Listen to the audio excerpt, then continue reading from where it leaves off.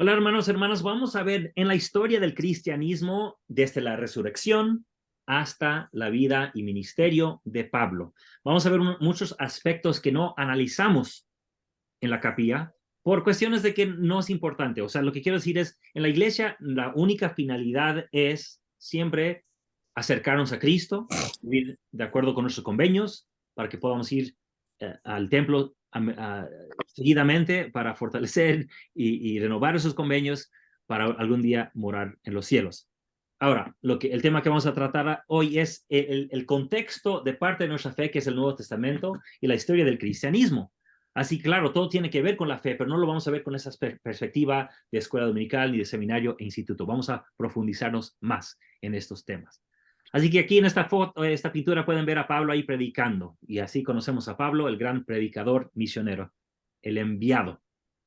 Ahora, como siempre en esta clase de historia del cristianismo, nomás repito lo que acabo de decir. Vamos a analizar la historia y el mundo del Nuevo Testamento, leer los textos en orden de composición, aunque es un poco difícil con Pablo, pero lo vamos a ver y explicar, y analizar el desarrollo de ciertos conceptos o teología, o si quieren decirlo, llamarlo doctrina, y vamos a resaltar las diferencias entre distintos autores del mismo Nuevo Testamento.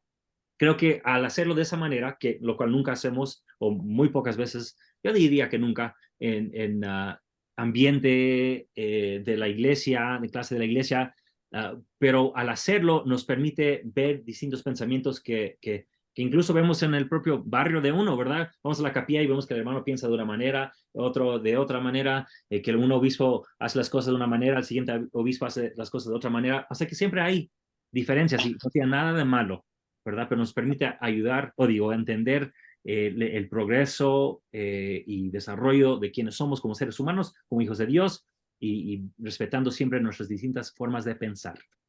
Ahora, a la clase pasada terminamos con la crucifixión, ¿verdad? Así que de este punto, que sabemos que es el punto central de nuestra fe, la expiación, pero de este punto ahora vamos a seguir a ver lo que sabemos después de que fue crucificado y resucitó a los 3 días. Primeramente, entrando a la historia, hay un decreto que se llama el Decreto de Nazaret. La verdad es que se encontró una inscripción en griego y la verdad es difícil de fechar, pero parece que viene de la primera mitad del primer siglo, del siglo I, digo. Entonces, ¿qué dice este decreto de Nazaret? Bueno, es algo fascinante porque ahí ordena uno de los Césares, como no sabemos qué año es, no sabemos si fue Claudio, Calígula o unos de ellos, o sea, estamos hablando de emperadores romanos, pero él ordena que la pena de capital para cualquier persona sorprendida allanando tumbas, o sea, metiéndose en tumbas. Así que para los cristianos, y somos cristianos, nos sorprende esta ley, este decreto, porque, o sea, ¿cuál fue la razón por la que un emperador, un César, haya dicho no se estén metiendo en las tumbas? Bueno, la verdad es que no lo sabemos, pero nos gusta pensar que tal vez sea porque se oyó que en un extremo del imperio, que era Judea, se estaba diciendo que una tumba se encontró vacía después de que alguien fue puesto ahí. Así que solo pongo ese dato ahí, no vamos a indagar más porque no sabemos mucho más. Muchos quieren decir que la razón es porque, pues por Cristo, claro, claro, pero no lo sabemos, pero sí es algo divertido pensar que tal vez Cristo fue la razón por la que se hizo este decreto. Brincándonos en la historia, bueno, quería mencionar aquí, y lo puse fecha porque no sabemos, el libro de Hechos, y vamos al final de la clase hablar un poco del libro de Hechos. Menciona que había un conflicto entre los hebreos y los griegos, pero miembros, discípulos de la iglesia. Eso debería causar algo de disonancia porque pensamos, bueno, no es Pedro el primero en predicar a gentiles, y eso pasa en el capítulo 10 de Hechos, mientras que en el capítulo 6 ya está diciendo que hay griegos y judíos hebreos en la iglesia. Así, algo ya debemos estar viendo que algo está mal en la historia. ¿Cómo puede ser Pedro el primero si ya, que son unos 4 capítulos antes, ya hay gentiles en la iglesia? Bueno, eso solamente se los dejo para que lo tengan en mente. No sabemos en qué año, por eso pongo esa rayita ahí, la muerte de Esteban. Pero su muerte es algo importante que mencionar, que se menciona en los primeros capítulos de Hechos, porque recuerden por qué estuvo Esteban predicando. Bueno, de acuerdo con lo que pasa en el capítulo 6, en la entrada anterior, había conflicto entre los hebreos y los griegos dentro de la iglesia. Así que los judíos, miembros de la iglesia, no estaban atendiendo las necesidades de los griegos, los gentiles. Entonces los apóstoles llaman, y eso está en el capítulo 6 y 7 de Hechos, llaman a 7 para que ellos ayuden a los miembros griegos. Pero algo que no a veces pasa por desapercibido es que esos 7 tienen nombres griegos. La única razón por la que habrían tenido nombres griegos es si eran gentiles o uno de sus padres era gentil. Así que no hay ninguna otra razón para que hubiese 7 líderes llamados con nombres griegos que bueno, que tuvieran nombres griegos, no pudieron haber sido 100% judíos. Eso quiero que tengan en mente. Pero no vamos a dejar ahí. Esteban predica y luego, como sabemos, los judíos se molestan por lo que está diciendo y lo matan.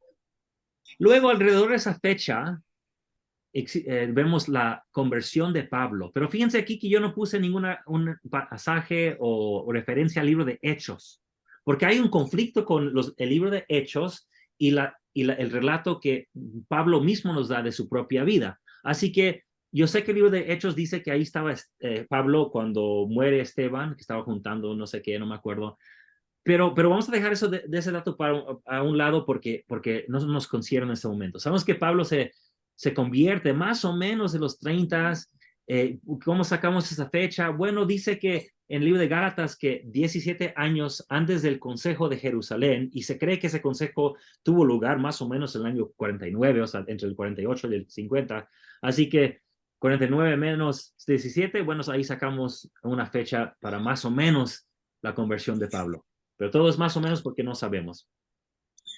Quiero resaltar que hubo una revuelta de samaritanos en el año 35 y vamos a ver que hubo muchas revueltas, muchos falsos mesías que querían, bueno, que los romanos se fueran, ¿no?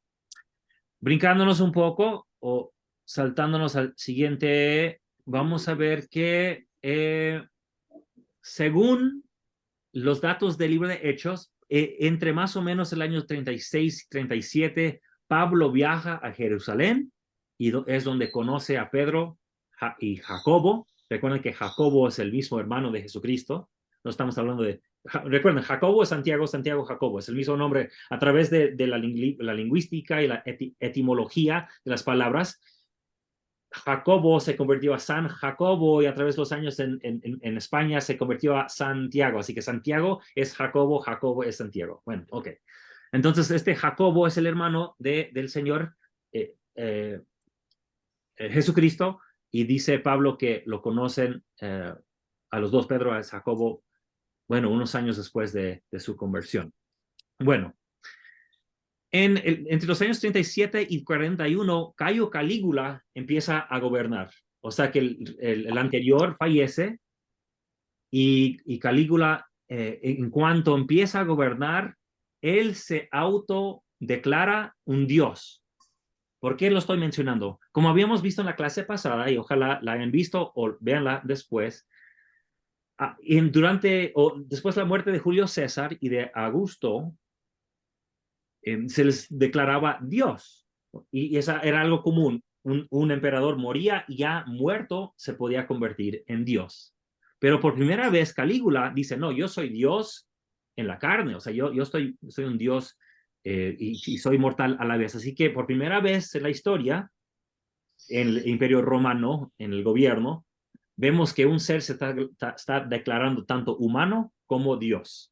Todo eso porque ¿qué es lo que pasa con Jesucristo? Que los cristianos empiezan a decir lo mismo de él, ¿verdad?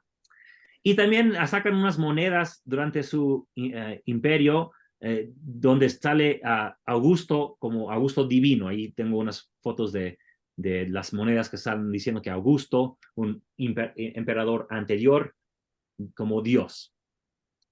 Bueno, Pablo empieza a viajar ya como misionero, se queda en Antioquía más o menos entre los años 37 y 44, por lo que podemos sacar de algunos, poca información que tenemos. Y para el año 37, Pilato, bueno, es que hay la misma, yo creo que la misma revuelta samaritana que vimos anteriormente. Pilato quiere calmar, pero lo hace de una manera muy violenta, así que se quejan y mandan que vaya a Roma para comparecerse ante a Tiberio, que era el emperador anterior, pero llegando ahí muere Tiberio, o antes de llegar Pilato muere Tiberio, y es Calígula que llega a ser el emperador, como habíamos visto antes, pero es lo último que sabemos de Pilato en Judea. Recuerden, Pilato es el que estaba allí, que conoció a Jesucristo, que lo manda a la cruz. Ahora, con eso, tengo que pausar para que entendamos el mapa del cual estamos hablando aquí. Fíjense aquí en la esquina, a ver, voy a cambiar mi marcador para que se vea más. Aquí está Jerusalén, aquí en la esquina de la derecha inferior, y Roma está aquí justo en medio de la imagen. Está en inglés el mapa o en latín, no sé qué, pero pueden ver los nombres. Roma. Y vamos a ver que Pablo va a estar predicando por toda aquí Asia, Galacia, Macedonia y Acaya, que está aquí. Pero vamos a cambiar el mapa, acercarnos un poquito más para que vean mejor. Lo que vamos a ver ahora es los viajes de Pablo.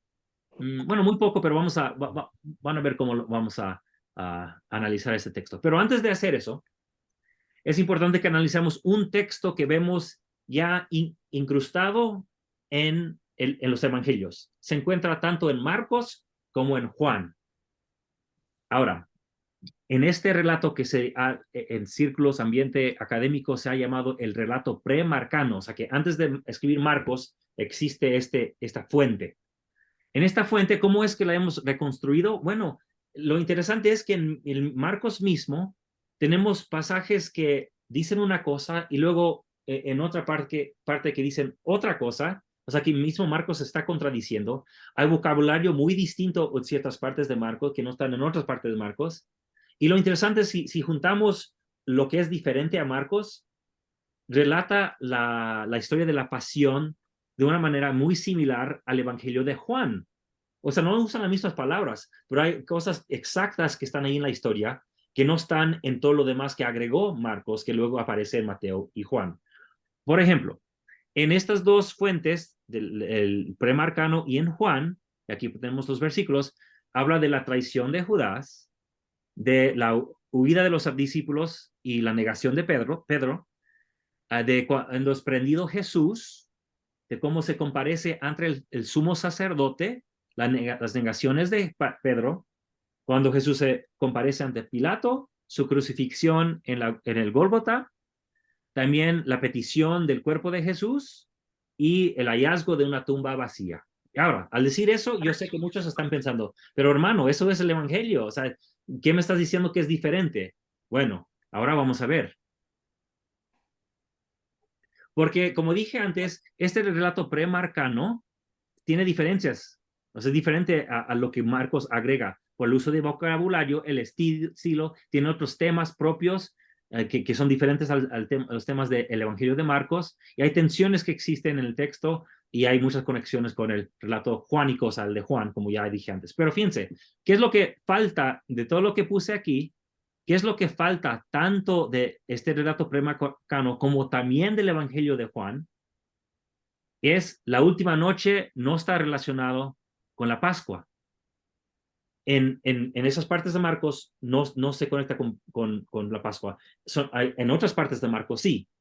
Y en el Evangelio de Juan, la última reunión con sus apóstoles no es Pascua, porque en Juan Cristo es crucificado el día de Pascua, mientras que en Marcos, Mateo y Lucas tienen la última cena en Pascua. Tienen dos fechas diferentes. ¿Se dan cuenta? También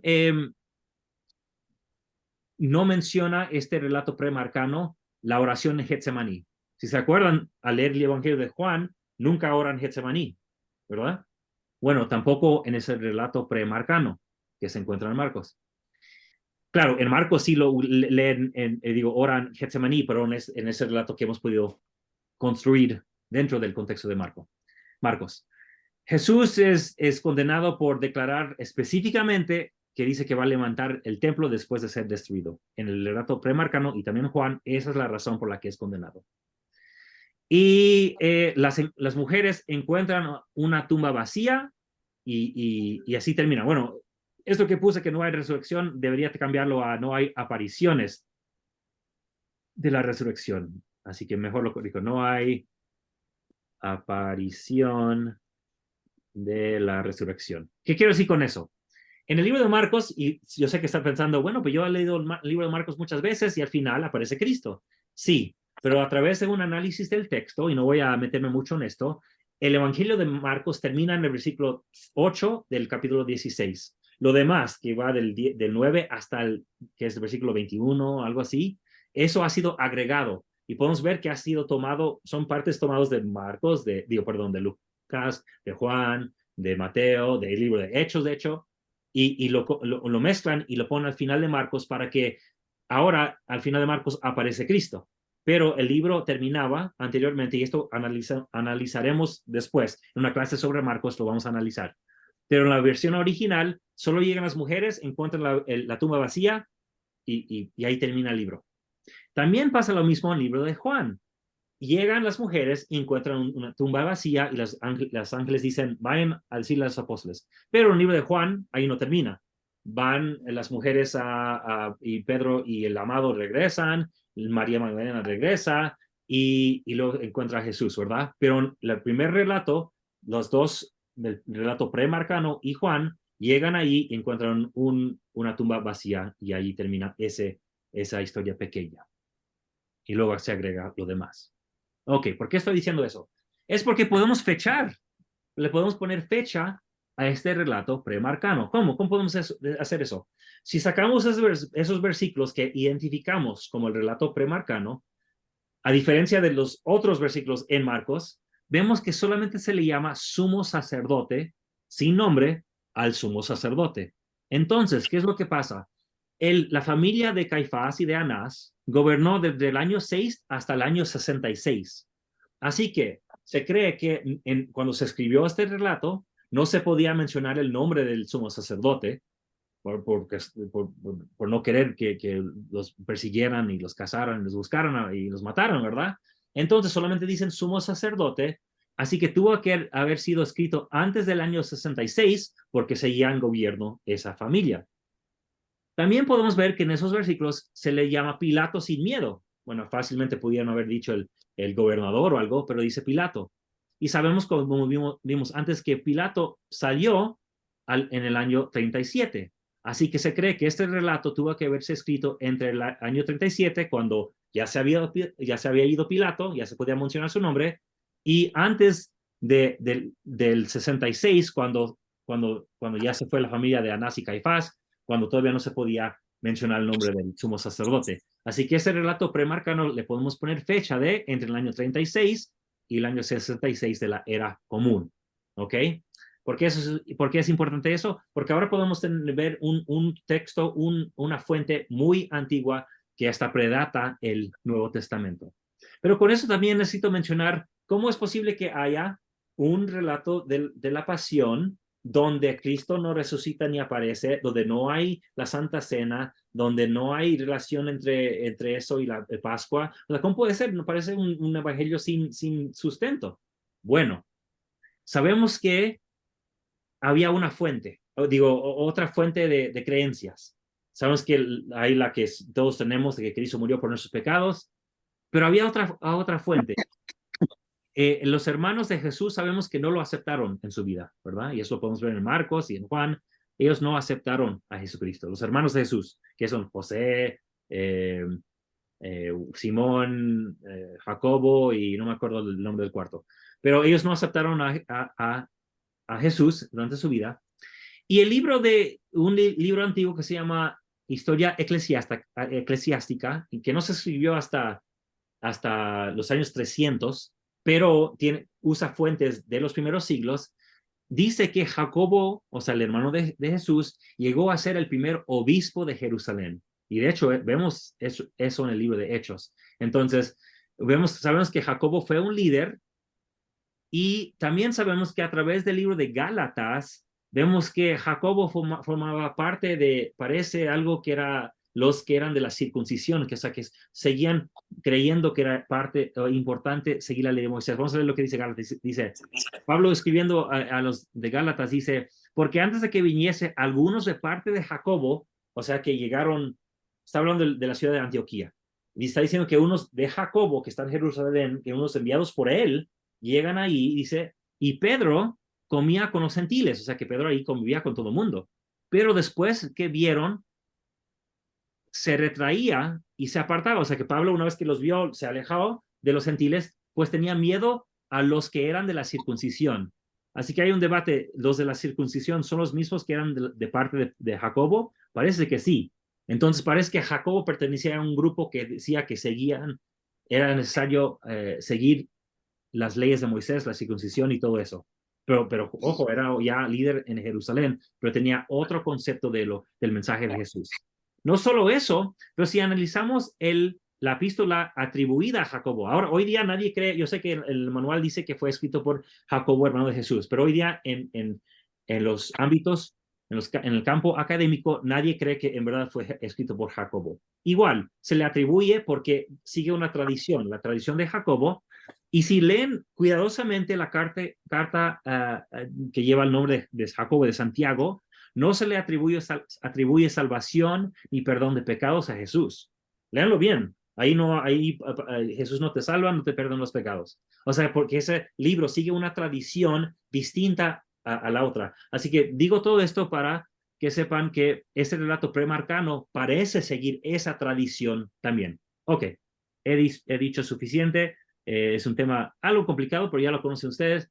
Pero para que vean las diferencias entre el relato premarcano y lo que se encuentra en Marcos, aquí pueden ver esta lista, lo pueden ver después. Los que están en mi grupo de Messenger, les voy a enviar el PDF de esta presentación. Solo al grupo de Messenger, no al WhatsApp ni de Facebook, solo Messenger envió ese PDF. Esto lo podemos ver después. Ok, seguimos con la historia. Bueno, empieza a haber problemas ya que Calígula se está creyendo Dios, ¿verdad? Y entre los años 39 y 40 empieza a levantar una estatua mostrando que él es Dios en el templo de Jerusalén. Eso causa problemas. Claro, ¿cómo va a poner un emperador una estatua de sí mismo en el templo de Jerusalén diciendo que es Dios? Claro, va en contra de todo lo que es el judaísmo. Entonces causa problemas. Muchos se molestan y debemos entender que ya siempre ha habido una enemistad entre los judíos y los gentiles, pero ahora aún más, ya que el emperador quiere poner su propia estatua en Jerusalén. Y digo de todo esto para que recuerden que los primeros cristianos se consideraban judíos, o sea, no había un grupo de cristianos. Yo sé que el libro de Hechos dice que hubo unos cristianos, dice, creo en el capítulo 11 en Antioquía, pero el libro de Hechos fue escrito mucho después y no vamos a analizar eso hasta llegar a la historia de la composición de Hechos. Entonces, los cristianos se creían judíos todavía, se creían judíos que creían en un Mesías que ya había venido. Entonces, hay problemas ya. El emperador quiere cambiar las cosas, pero no se preocupen porque en el año 41 es asesinado Calígula, el emperador de Roma. Y nunca se le erige la estatua en el templo de Jerusalén. Después es Claudio, el emperador de Roma. Y anteriormente, está en la cronología, pero no lo dije, pero anteriormente Calígula había puesto a Herodes Agripa en poder en Judea. Y bajo Agripa, Herodes Agripa, hijo de Herodes el Grande, Jacobo, el hermano de Juan, es ordenado a muerte. Y eso está en el libro de Hechos, pueden leer cómo. Y ese no es el mismo Jacobo que habíamos mencionado antes, el hermano del Señor. No, este es Jacobo, el hermano de Juan, o sea, Pedro, Jacobo y Juan, Pedro, Santiago y Juan. Ese es ese Santiago y Jacobo que muere más o menos en el año 44. Hay otras revueltas, un tal Teuda, un tal Judas de Gamala, que se creen también mesías que van en contra de Roma, pero Roma llega y mata a los dos antes de que empiece una revuelta muy grande. Y regresando a la historia de Pablo, sabemos que él se pone a predicar, no sabemos las fechas exactas y no sabemos los lugares exactos. Tenemos lo que dice el libro de Hechos, pero como he dicho ya en varias ocasiones, al final de clase vamos a ver los problemas con el libro de Hechos. Pero sabemos que sale a predicar. También aquí hay otra rebelión que menciono aquí entre los años 46 y 48. Solo estaban ahí para que vean que había muchos que querían rebelarse en contra del Imperio Romano. Y luego un concilio en Jerusalén. Eso lo leemos en Hechos 15 y también en Gálatas capítulo 2, donde se reúnen los apóstoles y también Pablo, que es apóstol, pero para que sepan, la palabra apóstol en griego solamente significa enviado. En la mayoría de las ocasiones en el Nuevo Testamento, los 12 se les llaman discípulos. Y apóstoles, como no solamente significa enviado en griego, son los enviados, y Pablo también es un enviado. No significa que sea de la misma autoridad que los 12 apóstoles, solo es un enviado. Pero no vamos a hablar de eso ahorita, pero sí vamos a regresar a este concilio porque es sumamente importante para entender lo que pasó. Pero tenemos que desarrollar ciertos temas antes de llegar ahí. Bueno, sabemos que hay cristianos que ya habían llegado a Roma porque en un libro que se llama Vidas de los 12 Césares, un tal historiador Seutonio escribe que en la época de Claudio, que fueron exiliados muchos judíos de Roma, pero que estos judíos creían en un tal Crestus. Bueno, todos los historiadores creen que se refiere a Cristo, pero lo escribió mal y puso Crestus. Entonces, ya estos judíos, como los cristianos eran judíos, pero había unos que seguían a Cristo, Claudio los saca de Roma, y eso solamente menciono para que vean cuánto ya había crecido el movimiento de creyentes, de seguidores de Jesús de Nazaret. Vemos, aquí hay otros ejemplos de rebeldes o falsos mesías. Pero Pablo viaja, según este mapa, de Antioquía y va por toda Galacia, esto es Asia Menor, va a Macedonia, que está aquí, luego a Acaya, que está aquí abajo, y luego regresa a Jerusalén. Y durante esta época escribe la primera carta a los tesalonicenses. Y eso es lo que vamos a analizar. Pero ahora vamos a ver un poco más de lo que conocemos. Si se han dado cuenta, he brincado mucho de la historia que tenemos en Hechos, porque no podemos confiar mucho en esa historia. Bueno, ¿cómo sabemos que Tesalonicenses es el primer libro escrito? Y esto voy a tener que hacer rápidamente porque es mucha información lo que sigue, pero antes de ver el libro de Primera de Tesalonicenses, tenemos que ver algo que dice Filipenses, que fue escrito mucho después. Dice Filipenses, hablando de cuando estaba anunciando su mensaje, y antes de seguir, quiero que sepan que la palabra evangelio para nosotros significa fe, arrepentimiento, bautismo, don Espíritu Santo, perseverar hasta el fin, ¿verdad? Pero la palabra en griego solamente significa mensaje, buenas nuevas, proclamación, declaración.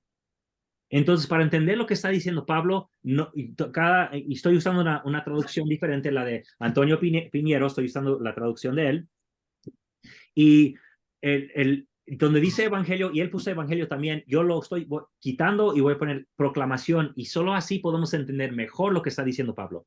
Así que dice que desde el primer día de anunciar su proclamación, entonces dice, ¿a qué se refiere el primer día? Cuando comenzó a proclamar. Dice él que comenzó, dice al principio de la predicación de la proclamación, cuando partí de Macedonia. Así que fijémonos en este mapa. Aquí está Asia Menor, y aquí está el mapa más o menos como el que acabamos de ver.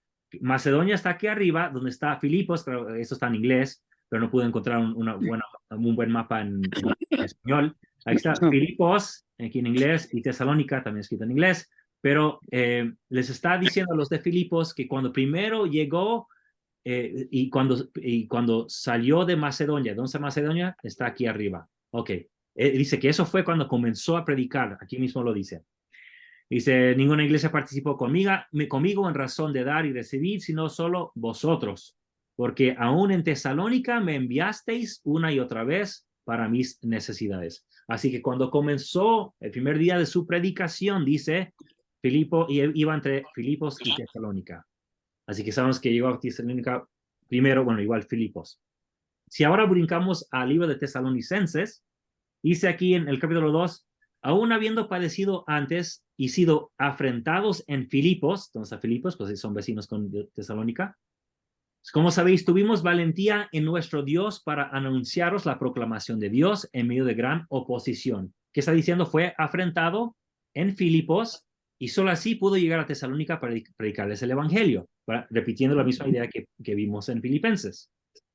Entonces, repito, es cuando comenzó. Pero ahora, ¿dónde se encuentra Pablo a escribir esta carta? Dice, habéis sido ejemplo a todos los que han creído en Macedonia y en Acaya. ¿Cómo? Si seguimos el mapa, estaba en Filipos, llegó a Tesalónica, estaba en Macedonia y ahora está en Acaya, ahora que eso está en inglés. Y ahora se cree que está ahora en Corinto. No dice eso, pero seguramente aquí está en Acaya, cuando está escribiendo esta carta de nuevo a los de Tesalónica. Dice, porque desde vosotros ha razonado la palabra del Señor, no solo en Macedonia, acá arriba, y en Acaya, sino que también en todo lugar. Así que ahora pues, sabemos que cuando comenzó su viaje y ahora salieron de Macedonia, está ahora en Acaya y ahora les está respondiendo a los de Tesalónica. Ahora, toda explicación solo fue para que entiendan por qué es la primera carta. Y ahora vamos a ver ahora qué está pasando aquí. Y tal vez les sorprenda. Esa es la primera carta, el escrito más antiguo que tenemos completo de la época cristiana del primer siglo. Dice aquí, conocemos, hermanos, amados por Dios, vuestra elección, porque nuestra proclamación, algo que queremos entender es que es la palabra evangelio, pero que él dice es nuestro evangelio, nuestra proclamación. Vamos a ver que para Pablo, él tenía su propio mensaje, que era distinto al mensaje de Pedro y de Jacobo. Así que aquí dice, nuestra proclamación no llegó a vosotros solo con palabras, sino también con poder, con el Espíritu Santo y con gran plenitud. Pues partiendo de vosotros, ha resonado la fe, y es lo que acabamos de leer. El 9 dice, pues ellos mismos cuentan de nosotros cuál fue nuestra entrada ante vosotros, cómo os convertisteis a Dios desde los ídolos para servir a Dios vivo y verdadero. ¿Qué aprendemos aquí? Que aquí está escribiendo a gentiles, porque solamente gentiles tuvieron que convertirse de ídolos. Así que aquí, ¿qué aprendemos? Que él no está entre judíos, está entre gentiles. Dice, ¿y cuál fue el mensaje? Esperar al Hijo desde los cielos, al que él resucitó, está hablando de Dios, de entre los muertos, Jesús, el que nos salva de la cólera venidera. ¿Qué creía Pablo? Él creía que en su vida iba a regresar Jesucristo, que les tocaba a ellos esperar a Jesús. Eso es lo que estaba enseñando a los gentiles. Cristo había sido resucitado, Dios lo iba a enviar desde los cielos a regreso a la tierra antes de que llegara una tal cólera venidera. O sea que él creía, Pablo creía que iba a venir una destrucción, el fin del mundo, fin del reino romano, y que Cristo iba a venir para salvarlos de eso. Históricamente, estamos hablando, históricamente. El capítulo 2 dice, pues sabéis, hermanos, que nuestra entrada vosotros no fue inútil. Ahora, tenemos que preguntarnos en ese momento, ¿por qué está diciendo que no fue inútil? Vamos a ver que si prestamos mucha atención, hay algo que está respondiendo Pablo. Algunos lo están atacando. Alguien está diciendo que su misión de Pablo en particular fue inútil. Así que él está diciendo, no, lo que yo hice no fue inútil, sino que tras haber padecido y sufrido injurias en Filipos, como sabéis, tuvimos el atrevimiento en nuestro Dios de referirnos la proclamación de Dios entre frecuentes luchas. Quiero que sepan que antiguamente uno mostraba su autoridad y mostraba que era enviado por Dios por lo que sufría. Decía, si él, como en este ejemplo, decía, bueno, yo sufrí mucho, me persiguieron, y para él eso era prueba de que había sido enviado por Dios. Claro, nosotros es otra cosa, es Espíritu Santo, pero antiguamente, en todo el mundo greco-romano, si tú sufrías, era prueba de que eras de Dios. Bueno, seguimos. Gracias. Dice, nuestra exhortación no procede del error. ¿Qué pasa? Alguien estaba diciendo que el mensaje de Pablo procedía del error, ni de impureza. Ya que estaba predicando entre gentiles, alguien estaba diciendo que era impuro. Y ni del engaño. Alguien estaba diciendo que Pablo estaba engañando. Tampoco fuimos aduladores, como sabéis, ni codiciosos. Fíjense cuántos mal estaban hablando de Pablo. Ni buscamos la gloria humana, ni de vosotros, ni de ningún otro, pudiendo vivir a costa vuestra como apóstoles, o sea, enviados del Cristo. Aquí vemos algo. Y aquí vemos que Pablo está diciendo, miren, yo pude haber vivido como hacen los enviados, los apóstoles.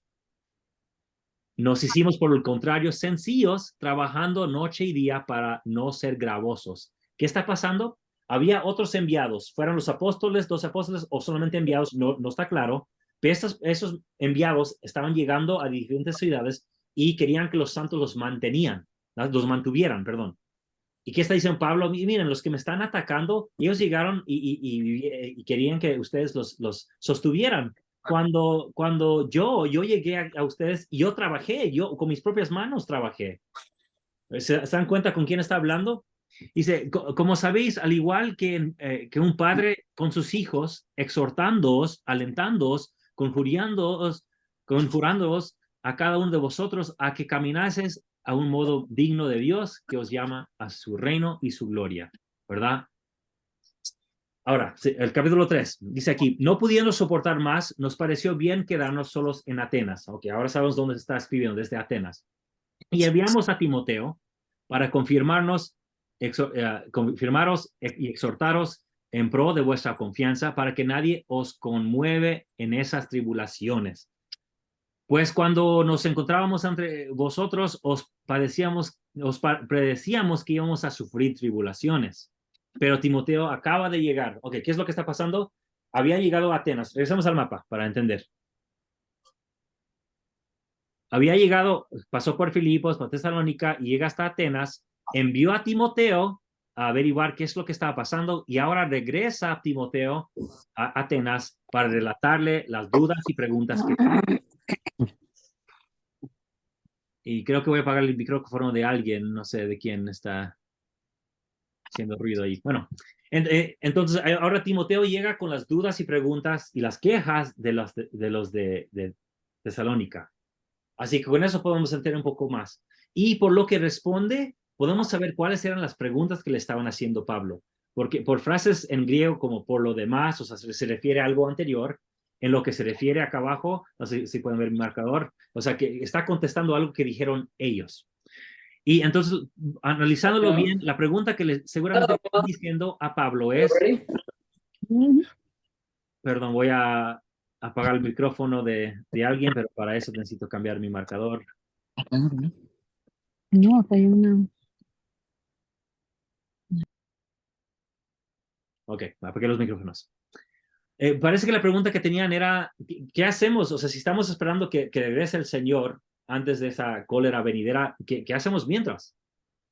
Y el cual la respuesta dice, por lo demás, según recibiste de nosotros, a saber cómo conviene que os comportéis y agradéis a Dios. Así que, pues, siguen agradando a Dios, o sea, mientras que venga Cristo. ¿Cuál es la siguiente pregunta? ¿Qué de los que mueren antes del regreso de Cristo? O sea, si estamos esperando a Cristo, ¿qué pasa con los que ya murieron? Bueno, ¿cuál es la respuesta que da? Porque el Señor mismo bajará del cielo y los que murieron en el Mesías resucitarán, o sea, el verbo para resucitar solamente significa levantarse en griego. Los que se levantarán en primer lugar. Después nosotros, los que vivamos, los que quedemos, seremos arrebatados en las nubes.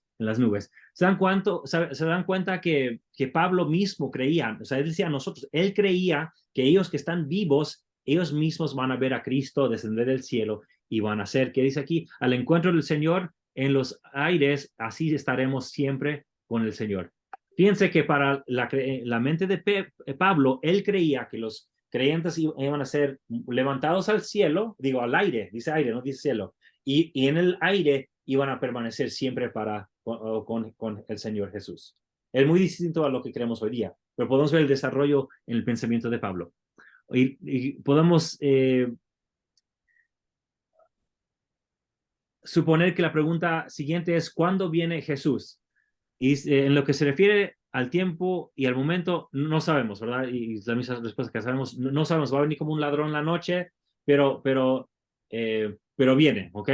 Y la conclusión Bueno, al final repite, bueno, hasta la venida de nuestro Señor Jesucristo, o sea que él claramente cree que viene Cristo en su vida, o sea, durante tanto su vida mortal en el primer siglo. Ok, eso pasa en esa carta. Él sigue viajando, regresa a Antioquía y luego hay un tercer viaje, pero antes del tercer viaje sabemos que Nerón empieza a gobernar como emperador de Roma. De Nerón vamos a hablar mucho en la siguiente clase, hoy no.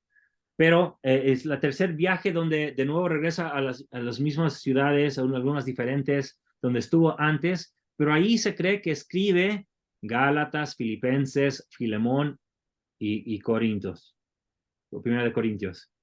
Y creemos que al final de ese viaje se escribe pues Segundo de Corintios y Romanos antes de llegar a Jerusalén. Así que ahora tenemos que analizar esta historia. Y todo esto tiene una razón. Lo estoy analizando de esta manera para que entendamos lo que estaba enfrentando Pablo en estos años. Primeramente, en 1 Corintios vemos que había un problema, que había otros maestros que habían llegado.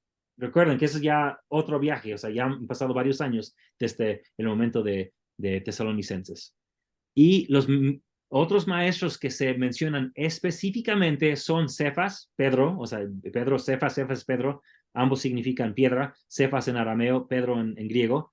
Había llegado Pedro, el mismo siervo de Jesús, y a un tal Apolo.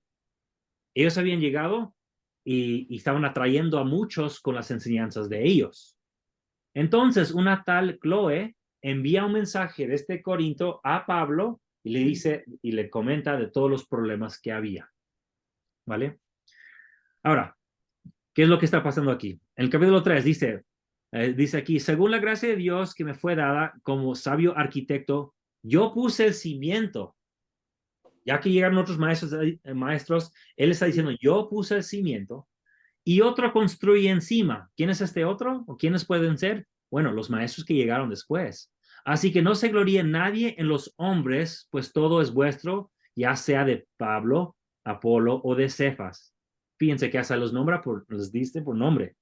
Entonces, ¿quién es el que puso simiente? Pablo. Los que llegaron después son Apolos y el mismo Cefas, Pedro. Con esto podemos ver que ya había una polémica entre Pablo y el mismo Pedro y este maestro Apolo también. Sí, sigamos en el capítulo 4, dice, pues aunque hayas tenido miles pedagogos, o sea, miles de maestros en Cristo, no habéis tenido muchos padres, pues en el Cristo Jesús y por la proclamación he sido yo el que os engendró. ¿Se dan cuenta que aquí ya está molesto Pedro? Llegaron Apolos, llegó Pedro y él está diciendo, no, yo puse los cimientos, yo soy vuestro padre, yo soy el que hasta les engendré a través de la enseñanza. Está molesto con esos maestros que llegaron. Capítulo 9 dice, sí, otros participan de estos derechos, y vamos a hablar de qué son esos derechos. Sí, si otros participan de estos derechos sobre vosotros, no más nosotros. Sin embargo, no hemos hecho uso de estos derechos, todavía no sabemos qué son esos derechos, sino que todo lo soportamos para no crear obstáculo alguno a la proclamación del Cristo. Así pues, ¿cuál es mi recompensa? El que declare la proclamación que lo entregue gratuitamente. ¿Qué está diciendo? Parece que estos otros maestros, que pueden ser Apolos y el mismo Pedro, están llegando y están pidiendo, igual como vimos en Tesalónica, que los mantuvieran. Y él está diciendo, no, yo no quise cobrarles por predicarles.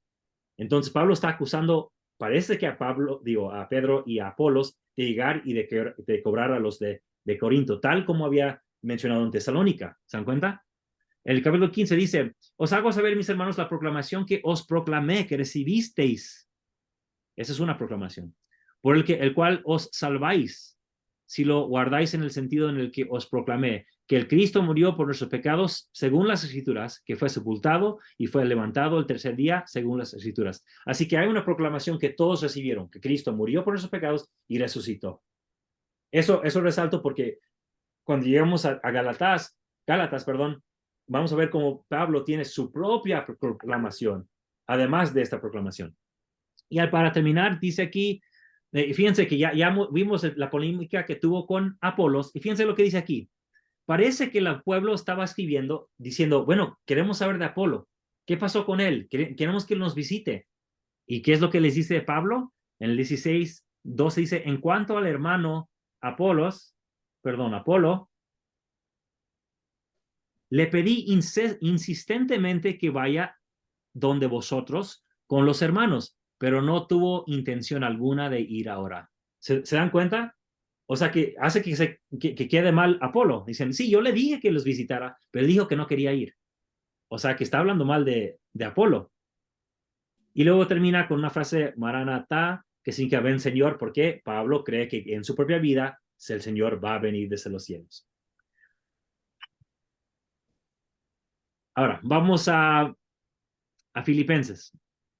Parece que está en una prisión, todos creen que es en Efeso desde donde está escribiendo esta carta. Vamos a ver el contexto de Filipenses. Dice aquí, que mi primer capítulo dice, doy gracias a mi Dios por vuestra comunión con la proclamación desde el primer día hasta hoy. Es justo que yo piense así, pues sois todos copartícipes en la defensa y consolidación de la proclamación. Quiero que sepáis, lo mío aconteció más bien para el progreso de la proclamación, o sea, lo que él sufrió, él lo sufrió para que pudiera proclamar lo que está declarando. Y algunos, a la verdad, predican a Cristo por envidia y contienda. De nuevo, Pablo está hablando en contra de otros predicadores cristianos, pero él ahora está atacando. Vieron que anteriormente estaban atacando a Pablo tanto en Tesalónica como en Corinto. Ahora ya está respondiendo Pablo, diciendo a los de Filipenses, miren, ellos que están predicando lo hacen por envidia y por contienda, pero otros de buena voluntad. Y los unos anuncian a Cristo por contención, no sinceramente, pensando añadir aflicciones a mis prisiones. ¿Qué dice Pablo? Me están atacando a mí. El 27 dice, solo importa que llevéis una vida digna. De nuevo, lo mismo que dijo antes. No, solo sean dignos a Dios. ¿Vale? El capítulo 3 dice, cuidaos de los perros, cuidaos de los malos obreros, cuidaos de la mutilación. ¿Qué significa eso? Bueno, es importante aquí lo explica, porque nosotros somos la circuncisión, los que adoramos en espíritu de Dios y nos orgullecemos en el Cristo Jesús, no confiando en la carne, o sea, en la circuncisión. O sea, ¿por qué les llama la mutilación? Está hablando de los cristianos que estaban predicando que todavía se necesitaban circuncidar. ¿Se dan cuenta? Había algunos que decían, no, somos judíos todavía, creemos en Cristo, pero se tienen que circuncidar. Y él les está llamando perros, malos obreros. Ustedes la mutilación. Nosotros no confiamos en la carne, sino en el espíritu. Se dan cuenta que ya Pablo para este momento se ha puesto los guantes. Ya está molesto con esos otros maestros que están atacando el mensaje que él da. ¿Se dan cuenta? Ahora, el 4 dice, bueno, no lo voy a leer, pero menciona los comienzos de su predicación y habla del haber y del deber que tiene que ver con una colecta que vamos a analizar después. Está reuniendo dinero para los santos de Jerusalén, pero eso lo veremos después. Ahora vamos a ver Gálatas, así que aquí está Galacia, vemos el mapa que vimos antes, acá está lo que vimos, Filipos, Tesalónica, Atenas, Corinto, pero en Asia Menor, aquí es donde se encuentra Galacia. Así que algo lejitos de donde estaba antes, pero vamos a ver que los mismos problemas que estaba sufriendo acá en Macedonia y en Acaya, los está sufriendo Pablo en la iglesia que fundó en Galacia. Bueno, Galacia es una región grande, así que debemos suponer que había muchas iglesias por toda Galacia, porque Galacia es una región muy grande, no es una ciudad. Ok, vamos a ver qué pasó aquí. Y ahora tendrá más sentido algunos pasajes que hemos leído mucho. Dice aquí, Pablo, apóstol, que significa enviado, recuerden, significa pastor, el enviado, no de parte de hombres ni por medio de hombres. ¿Qué es lo que está diciendo Pablo? Que nadie lo envió, que es algo que él hizo bueno, vamos a ver, no de parte de hombres ni por medio de hombre, sino por Cristo, Jesús el Cristo, que se dio a sí mismo por nuestros pecados, para arrancarnos del mundo presente. Todavía sigue con la idea de que va a venir Cristo y les va a arrancar del mundo y al aire, como vimos antes. ¿Se dan cuenta que sigue con la misma idea? Me maravillo de que tan rápidamente desertéis del que os ha llamado en la gracia del Cristo a otra proclamación. Pablo tiene su proclamación, pero ahora están siguiendo otra proclamación. Pues no hay otra, sino es que hay algunos que os perturban y quieren cambiar la proclamación de Dios. Sigue peleándose con esos otros predicadores de Cristo que están diciendo que se tiene que seguir guardando la ley de Moisés. Pero aunque nosotros mismos o un ángel del cielo os predicara una proclamación distinta a la que os hemos evangelizado, sea maldito, sea anatema, porque trato ahora de persuadir a los hombres o a Dios, o busco agradar a los hombres. Si aún tratara de agradar a los hombres, ya no sería esclavo de Cristo. O sea, que le están acusando de solamente querer persuadir a los hermanos y solamente agradar a los hombres. Pues os hago saber, hermanos, que la proclamación anunciada por mí no es según los hombres, pues yo no recibí ni aprendí de hombre alguno. Fíjense lo que está diciendo Pablo. Él está diciendo que nadie me enseñó nada, sino por medio de una revelación de Cristo, revelación de Jesús el Cristo. Aquí no está diciendo, mira, no aprendí de Pedro, lo aprendí de Jacobo. No, él está diciendo, no, lo que yo aprendí llegó por revelación. Capítulo 2 dice, subí a Jerusalén, ahora está hablando de su vida a Jerusalén, según una revelación, y expuse en privado a los notables. Bueno, ¿quién serán esos notables? Los apóstoles, tal vez, para saber si corro o había corrido en vano la proclamación que proclamo entre los gentiles. Ahora es donde se queda más claro. Para él, la proclamación evangelio que él está enseñando es para los gentiles. Ok, vimos en el capítulo 15 de 1 Corintios que todos creen en una proclamación evangelio que Cristo murió y resucitó. Pero eso es algo distinto. Esta es una proclamación que él recibió por revelación para los gentiles. Pero dice aquí, infiltrados los falsos hermanos, a quienes ni por un instante nos sometimos. Así que en la misma junta de estos notables infiltraron algunos falsos hermanos, según Pablo, cediendo ante ellos a fin de que la verdad de la proclamación permanezca entre vosotros. Así que no nos sometimos nada porque queríamos que llegara a los gentiles el mensaje. O sea, dando a entender que esos falsos hermanos no querían que llegara a los gentiles. Por el contrario, viendo que me había sido confiado la proclamación de la incircuncisión, al igual que Pedro la circuncisión, fíjense que aquí está haciendo división. Yo, Pablo, recibí mensaje para los gentiles, los de la incircuncisión, pero Pedro, él tenía una proclamación, un evangelio distinto para los judíos, yo para los gentiles, él para los judíos.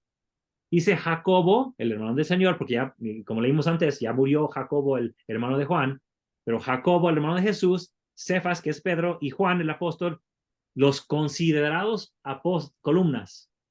Ojo, en nuestra Biblia, Reina Valera, creo que dice algo como más suave, como los columnas, ¿verdad? Llamados como columnas. Pero se está burlando de ellos. ¿Sí? Los considerados, los llamados columnas, los que se supone que son columnas, nos dieron la mano en señal de comunión a mí y a Bernabé para que nosotros fuéramos a los gentiles. ¿Se dan cuenta? Para que según Pablo se reunieron para que él fuera solamente a los gentiles y ellos a los de la circuncisión, los judíos. Solo que nos acordáramos de los pobres. ¿Qué es eso? Bueno, vamos a regresar a ese punto. Solo que nos acordáramos de los pobres. Tengan eso en la mente, porque vamos a regresar a ese punto antes de terminar la clase.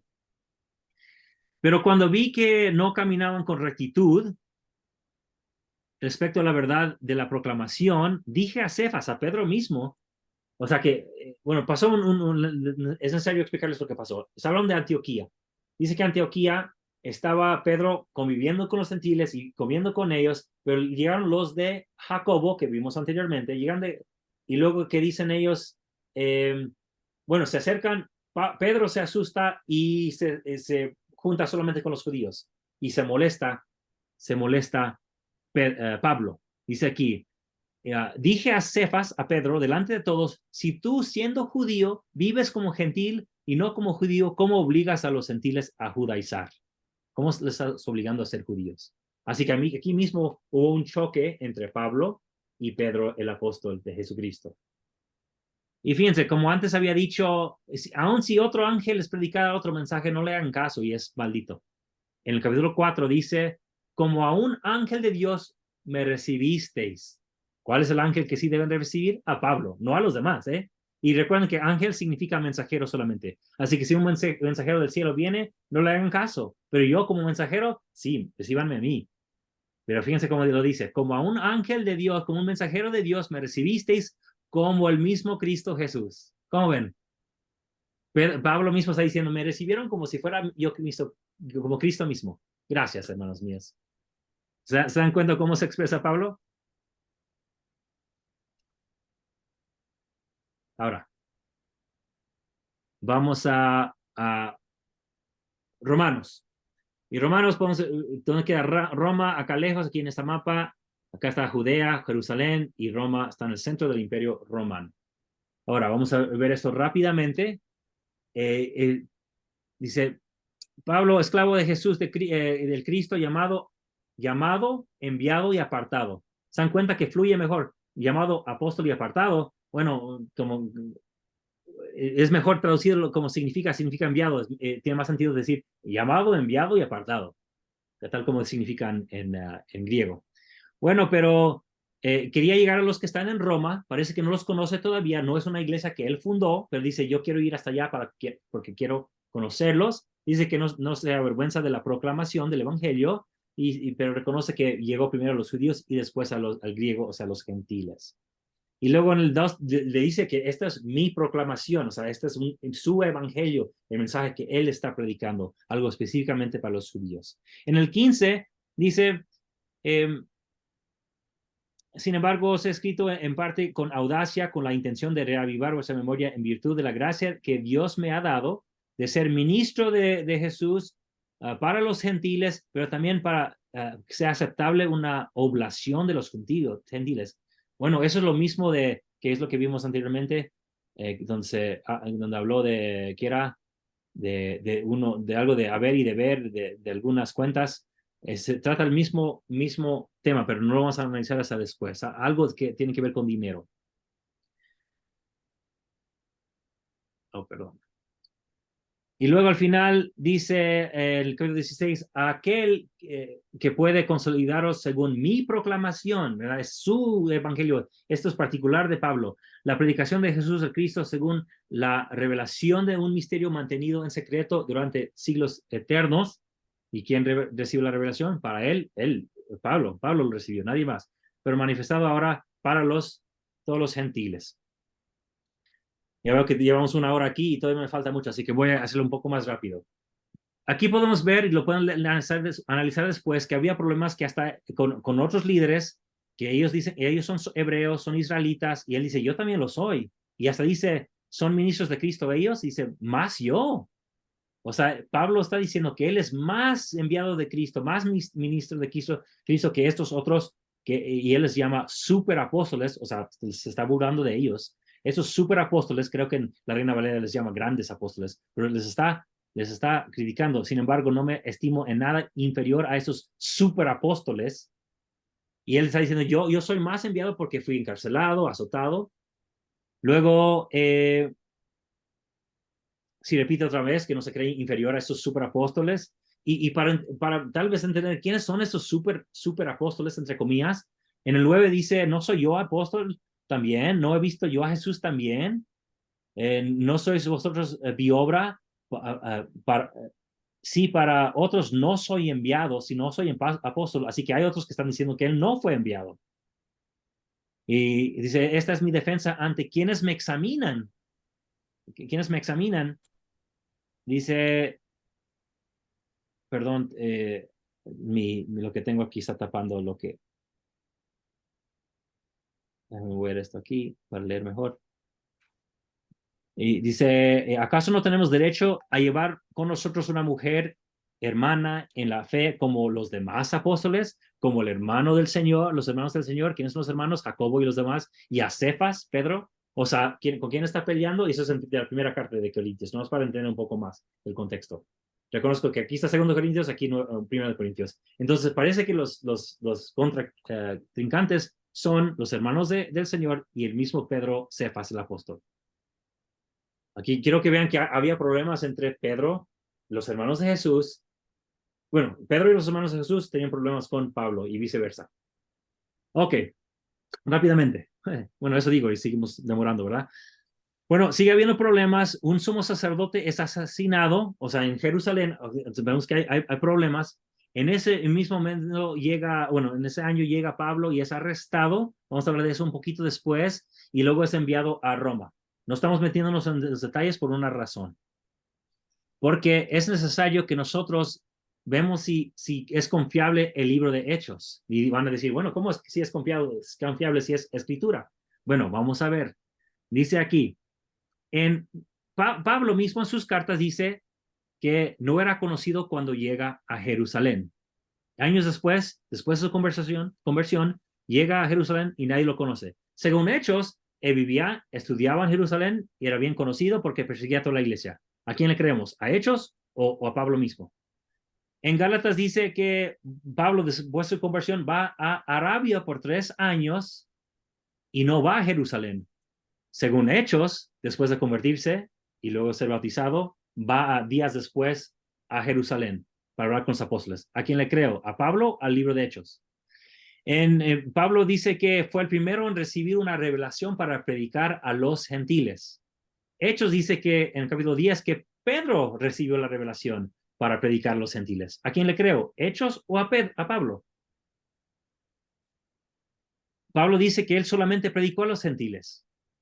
Hechos dice que primero predicó a los judíos, se enfada y luego predica a los gentiles.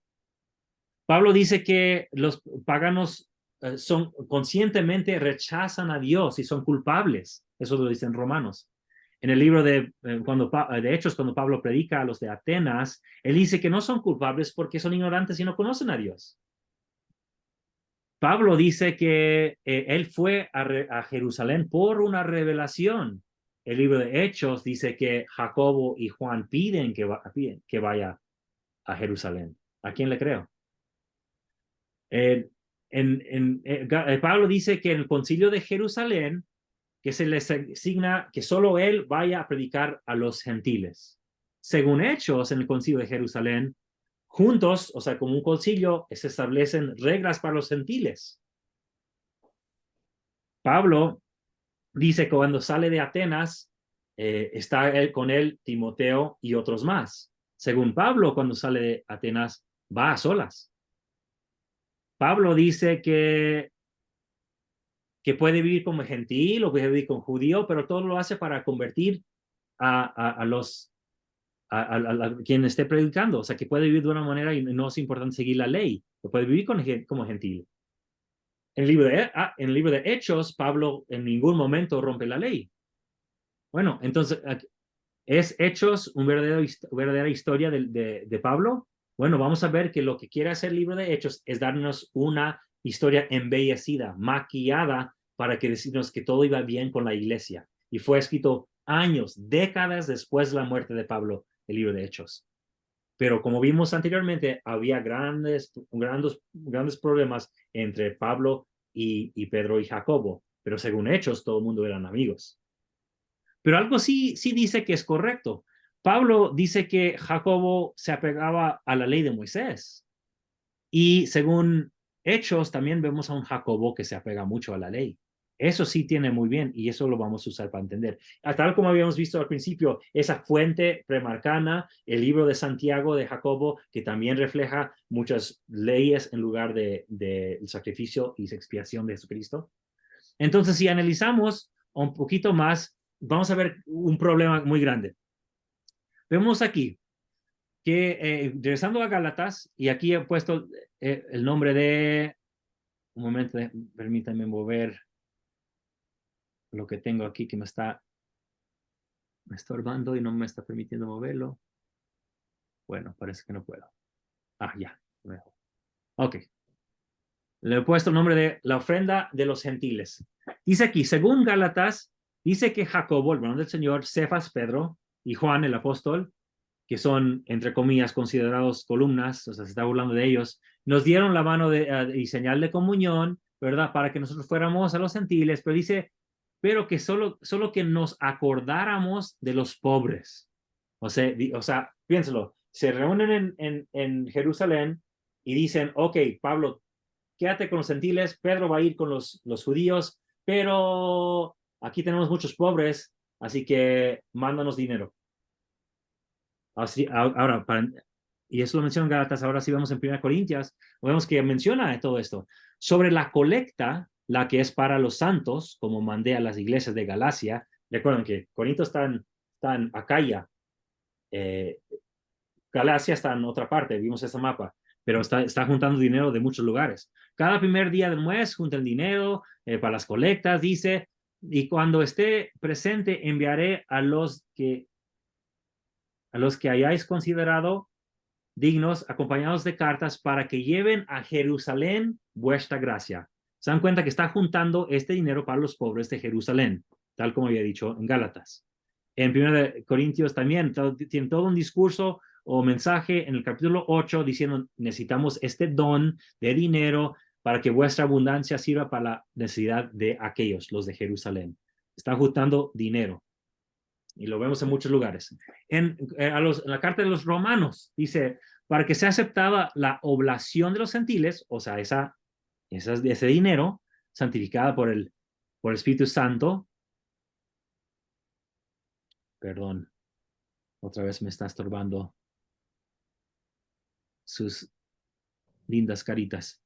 Ok, dice, más ahora voy a Jerusalén, o sea, cuando escribe la carta de los romanos, ya tiene en mente ir a Jerusalén.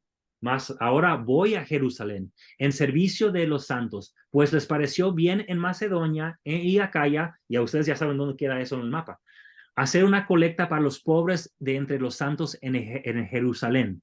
Les pareció bien, pues son ciertamente deudores de aquellos, porque si los gentiles participaron de la comunión de sus bienes espirituales, ellos a su vez deben servirles con sus bienes carnales, con su dinero.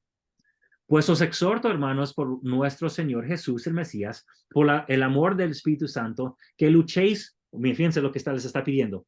Voy a leerlo de nuevo. Pero os exhorto, hermanos, por nuestro Señor Jesús, el Mesías, el Cristo, y por el amor del Espíritu Santo, les está rogando que luchéis juntamente conmigo en vuestras oraciones. Por favor, oren por mí, rogando a Dios por mí, para que me vea libre de los incrédulos en Judea y que el ministerio que llevo a Jerusalén sea bien recibido por los santos. Fíjense, hermanos y hermanas, que la polémica era tan fuerte entre él y Pedro y Jacobo, que él hasta tiene miedo de ir a Jerusalén. Rueguen por mí para que sea recibido este dinero que estamos llevando de los gentiles a los judíos cristianos en Jerusalén. Ahora, como vimos, el libro de Hechos nos da una historia media rara, pero de ahí podemos sacar algunas verdades si usamos un ojo crítico. Recuerden que estamos analizando la historia con un ojo crítico académicamente, ¿verdad? Esta claramente no es una clase para escuela dominical, pero estamos analizando la historia. En Hechos 21 dice que está llegando a Jerusalén, o sea, supuestamente relatando el viaje que está haciendo hacia Jerusalén. Unos llegan y dice, movidos por el Espíritu, dijeron a Pablo que no subiera a Jerusalén. Unos versículos que decidí no incluir, hay un profeta Agabo que llega y dice, no vayas a Jerusalén, te va a ir mal. Pero Pablo sigue en su camino, dice, al día siguiente entró Pablo con nosotros a casa de Jacobo, va directamente a la casa del hermano de Jesús que vive en Jerusalén. Dice, donde se presentaron todos los ancianos. Bueno, ¿dónde están los apóstoles? Bueno, ahí están todos los ancianos, o sea, los líderes, los élderes, ahí están con Jacobo, los líderes de Jerusalén. Y recuerden que según la historia cristiana, aunque se dijo siglos después, dicen que Jacobo fue el primer obispo en Jerusalén. Pero todo nos indica a través de la carta, a través de Hechos, Jacobo es presentado. Cada vez que aparece Jacobo, el hermano de Jesús, parece como líder de Jerusalén. Incluso en el capítulo 15, el que termina con la decisión final es Jacobo, no Pedro ni Pablo. Entonces ahí nos está diciendo algo de verdad. No llega a hablar con nadie más que Jacobo, el obispo de Jerusalén. Les explicaba una por una las cosas que Dios había realizado entre los gentiles. por su ministerio. Cuando lo oyeron, glorificaron a Dios, le dijeron, ya ves, hermano, cuántas miríadas hay entre los judíos que han creído, cuántos gentiles entre los judíos que también han creído. Qué felices están, según Hechos, ¿eh? Todos son celosos de la ley. Qué raro, ¿verdad? Que diga eso los libros de Hechos. Si leemos Romanos, Corintios, cosa que no vimos, pero donde les está diciendo Pablo a los gentiles, no es necesario que vosotros guardéis la ley de Moisés. No es necesario que lo hagan los judíos, pero vosotros, gentiles, no lo hagan. Entonces ya vemos que Hechos está como maquillando la historia aquí. Pero les han contado de ti, que enseñan a todos los judíos que viven entre los gentiles, que apostaten de Moisés, ¿verdad? Aquí viene algo, están hablando de ti, mal de ti, Pablo, estás diciendo que no guardan la ley, diciéndoles que no circunciden a sus hijos ni caminen según las costumbres. Bueno, eso está diciendo los gentiles, ¿eh? Tenemos la prueba en Gálatas, tenemos la prueba en Filipenses, tenemos la prueba en los libros que hemos analizado. Entonces es verdad, a los gentiles se les está diciendo que no se circuncidaran. Pues haz pues lo que te decimos. Aquí Jacobo le está dando una orden a Pablo. Haz lo que te decimos. Hay con nosotros cuatro hombres que tienen un voto de cumplir. Tómalos contigo, purifícate con ellos y hazte cargo de los gastos necesarios. Y les pregunto a ustedes, ¿con qué dinero se iban a encargar de los gastos de estas ceremonias en el templo? Con la misma colecta que fue trayendo desde los gentiles. Pero fíjense que el libro de Hechos no menciona de dónde viene el dinero. No menciona para nada esta colección de dinero. Mientras que en todas las cartas de Pablo es una parte integral y importante para Pablo este dinero que va a traer a Jerusalén. Pero aquí vemos que hay algo de verdad, porque aquí Jacobo le está diciendo, encárgate de pagar al templo estos votos que tienen que cumplir. Y dice, hazte cargo de los gastos necesarios para que se rapen la cabeza y todos sabrán que nada hay de las cosas que les han contado sobre ti, sino que tú también te comportas guardando la ley. Cuando estaban para cumplirse los 7 días, los judíos de Asia, al verlo en el templo, o sea, pero hay que imaginarse, hay que conectar tanto lo que dice Hechos como lo que dicen las cartas. Él está llegando al templo, pero con dinero de gentiles. Alborotaron a toda la multitud y le echaron mano gritando, varones israelitas, auxilio. Este es el hombre que va enseñando a todos por todas partes contra el pueblo, a la ley y este lugar. Mas aún ha introducido también a griegos en el templo y ha profanado este santo hogar. Repito, llega con los gentiles que habían venido con él, llega con el dinero y va al templo con el dinero y con los gentiles. Y claro que se van a molestar los judíos porque tienen sus propias leyes, ¿verdad? No pueden entrar gentiles. Pero lo que quiero que ustedes, usando ese casco de análisis, ese cerebro académico que ahora estamos formando aquí en esas clases, vemos quién fue el que mandó a Pablo al templo. Fue Jacobo. Jacobo lo mandó al templo con gentiles y con dinero gentil. Y ahí es donde fue arrestado. Entonces, muchos académicos, y yo también, creo que fue una trampa.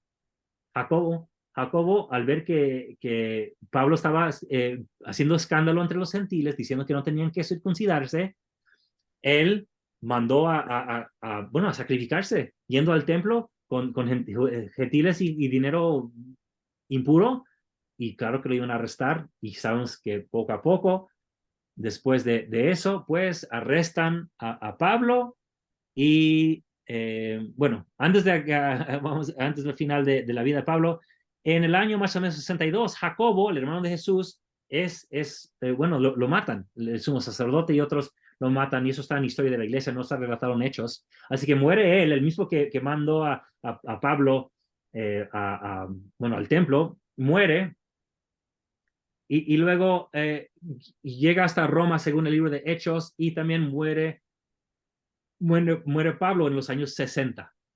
Pero lo que quiero recalcar es que parece que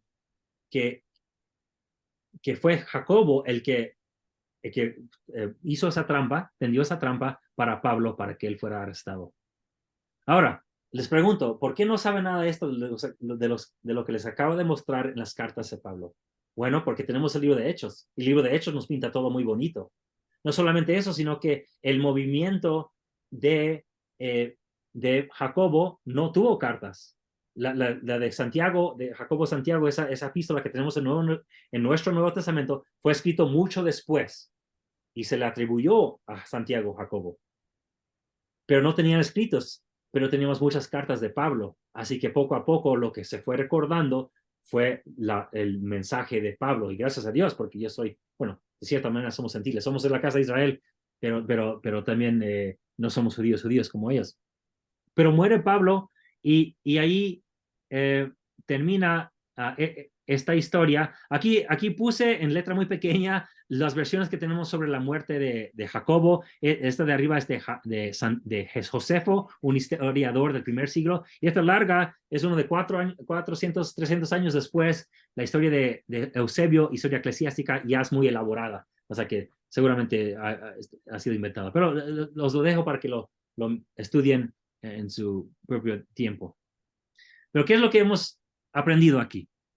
Para Pablo, él recibió una revelación para que los gentiles recibieran el evangelio. Eso es lo que creyó toda su vida Pablo, que la revelación le llegó a él y a nadie más, no a Pedro, no a Jacobo, como dice el libro de Hechos, que le llegó a él. Él creía, como vimos en varios de sus evangelios históricos, que él creía que en su vida iba a regresar Jesucristo. Él creía que su proclamación, o sea, ese evangelio, era para los gentiles, pero que era distinto al mensaje que tenían Pedro y Jacobo para los judíos. O sea, para los judíos que siguieran igual como judíos, pero su evangelio era que los gentiles no tenían que guardar la ley de Moisés. Él creía que él estaba siendo perseguido por unos tales superapóstoles, así les llama él, de Jerusalén. Él creía haber recibido el encargo de colectar dinero para los pobres de Jerusalén, y eso lo vimos en varias cartas. Y él creía y dudaba más bien que fuese bien recibida esa colección, esa colecta.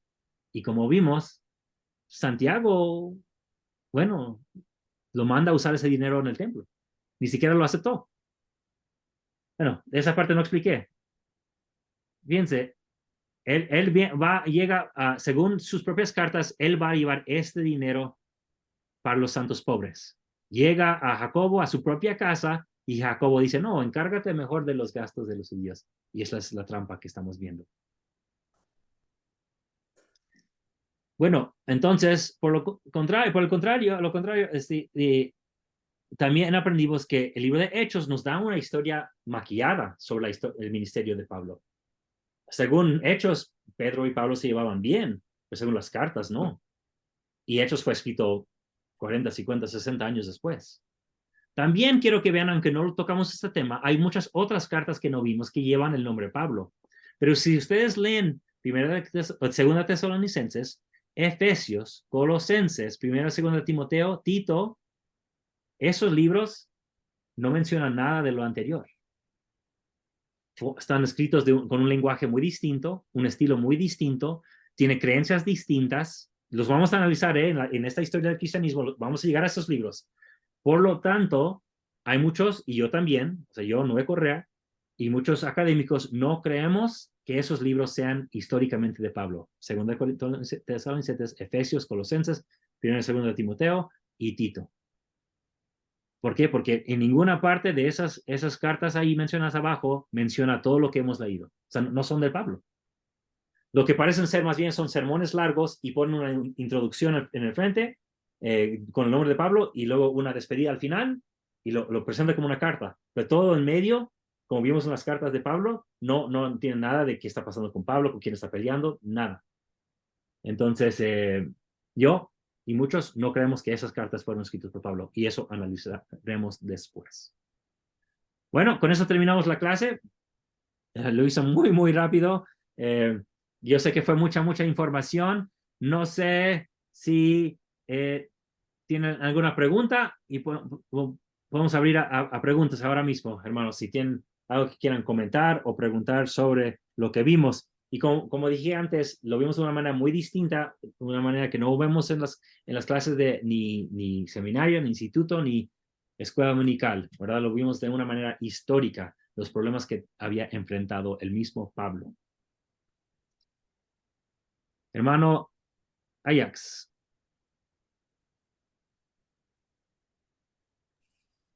Hola Noé, buenas tardes. Buenas tardes. Ah, estoy haciendo varias cosas y me perdía de lo más interesante. Bueno, pequeños detallitos, pero tengo lo suficiente de la idea que tenía muy general. Tal vez hasta soy un poquito más duro. Fuiste muy claro las diferencias, la rivalidad de los ataques, los insultos, la satírica bueno, Pablo es el que lo está haciendo, tratando así no solo a Pedro, sino creo que de manera general a los discípulos judíos. Sí. Nos aventamos un largo round, yo no tanto, sino yo mencioné que noto que el evangelio que enseña Pablo tiene grandes diferencias con la de Pedro, que yo casi podría decir son dos evangelios diferentes. Y Pablo no duda en decirlo. Y si algún otro ángel trajera otro evangelio, o sea, él mismo lo está diciendo, es otro evangelio.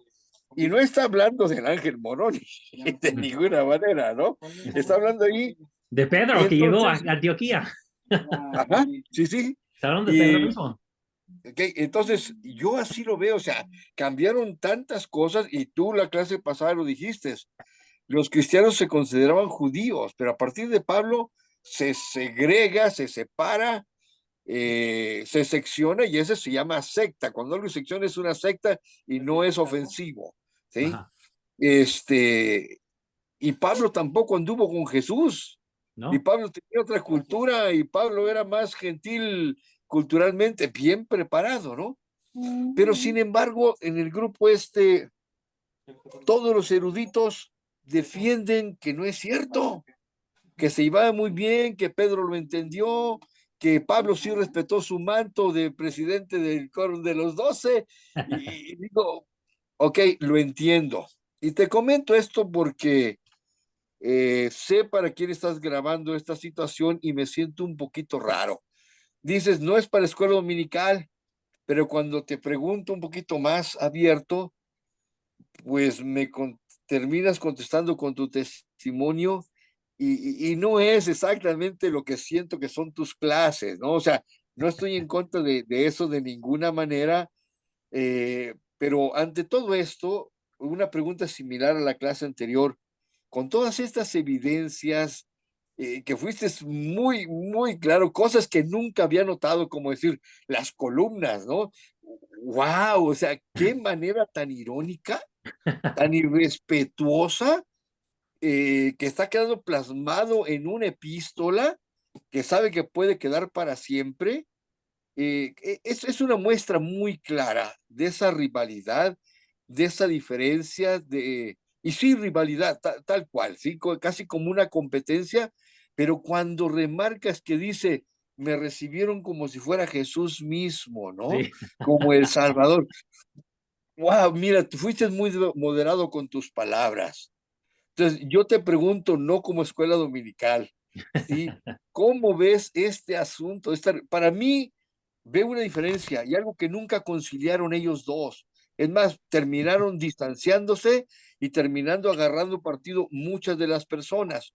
Has citado a otros libros que no son canónicos, que son posteriores. Has marcado bien las cosas que se agregaron. O sea, me encanta que no tengas en pacho en decir, eso se agregó después, eso lo arreglaron, eso lo inventaron.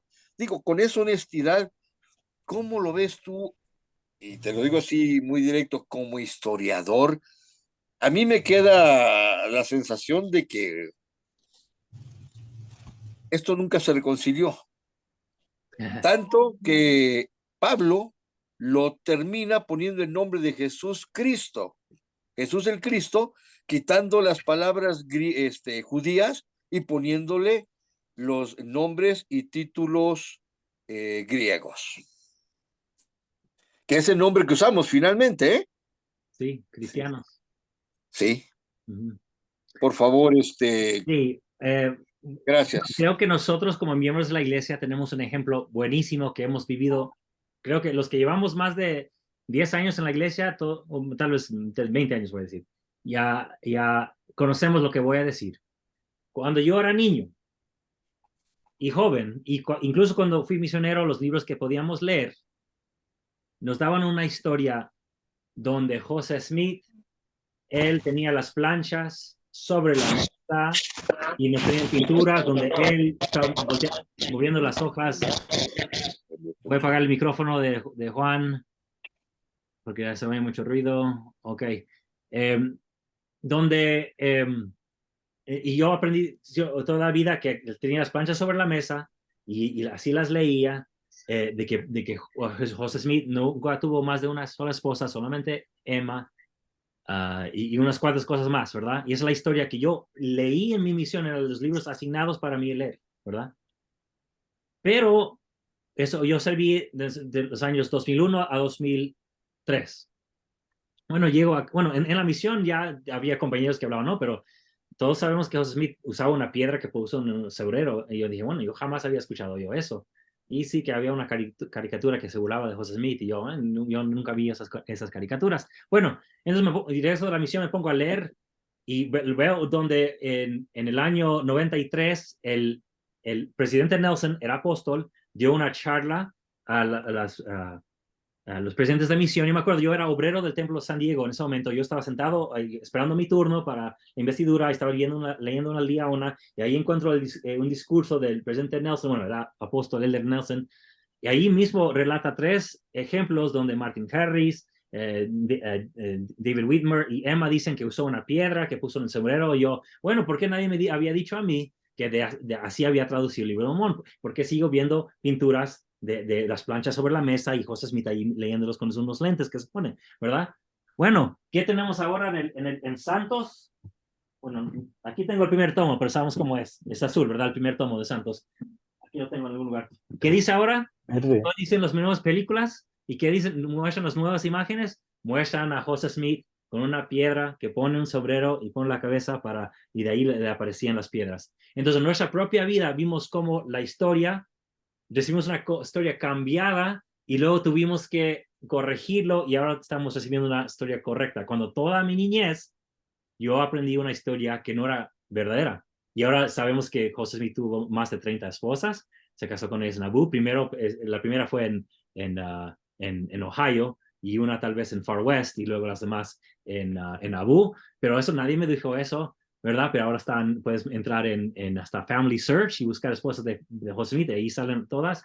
Entonces, nosotros conocemos cómo podemos recibir una historia maquillada, pero gracias al presidente Nelson y todo el esfuerzo que muchos más han hecho, estamos ya recibiendo una historia más correcta, ¿verdad? Ahora leímos bueno, no quiero meterme en todos los detalles, pero hemos aprendido muchas cosas de lo que hizo Brigham Young y ahora lo está diciendo el libro de Santos, aunque solamente menciona lo difícil rápidamente. Sí quisiera que indagaran más o explicaran más, pero igual, ahora estamos siendo más honestos en nuestra historia y qué bueno, qué bueno.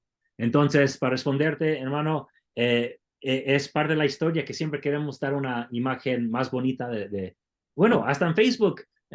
¿Cuántas amigas tengo yo que ponen ahí una imagen muy bonita y luego los veo en el trabajo y digo, no, pero si no parece la imagen que acabas de compartir, ¿verdad? O sea, que siempre queremos dar una imagen muy diferente a quienes somos.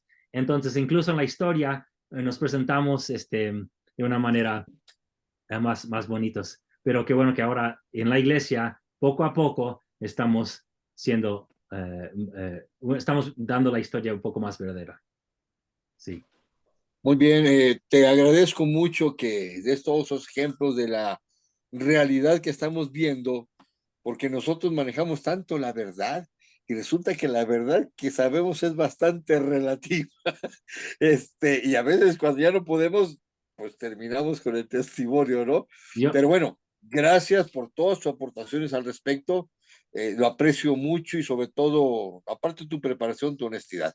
Gracias. Gracias. ¿Alguna pregunta más o comentario? No tengan miedo, hermano. Hermano Gerard. No tenga miedo de poner su cámara, hermano.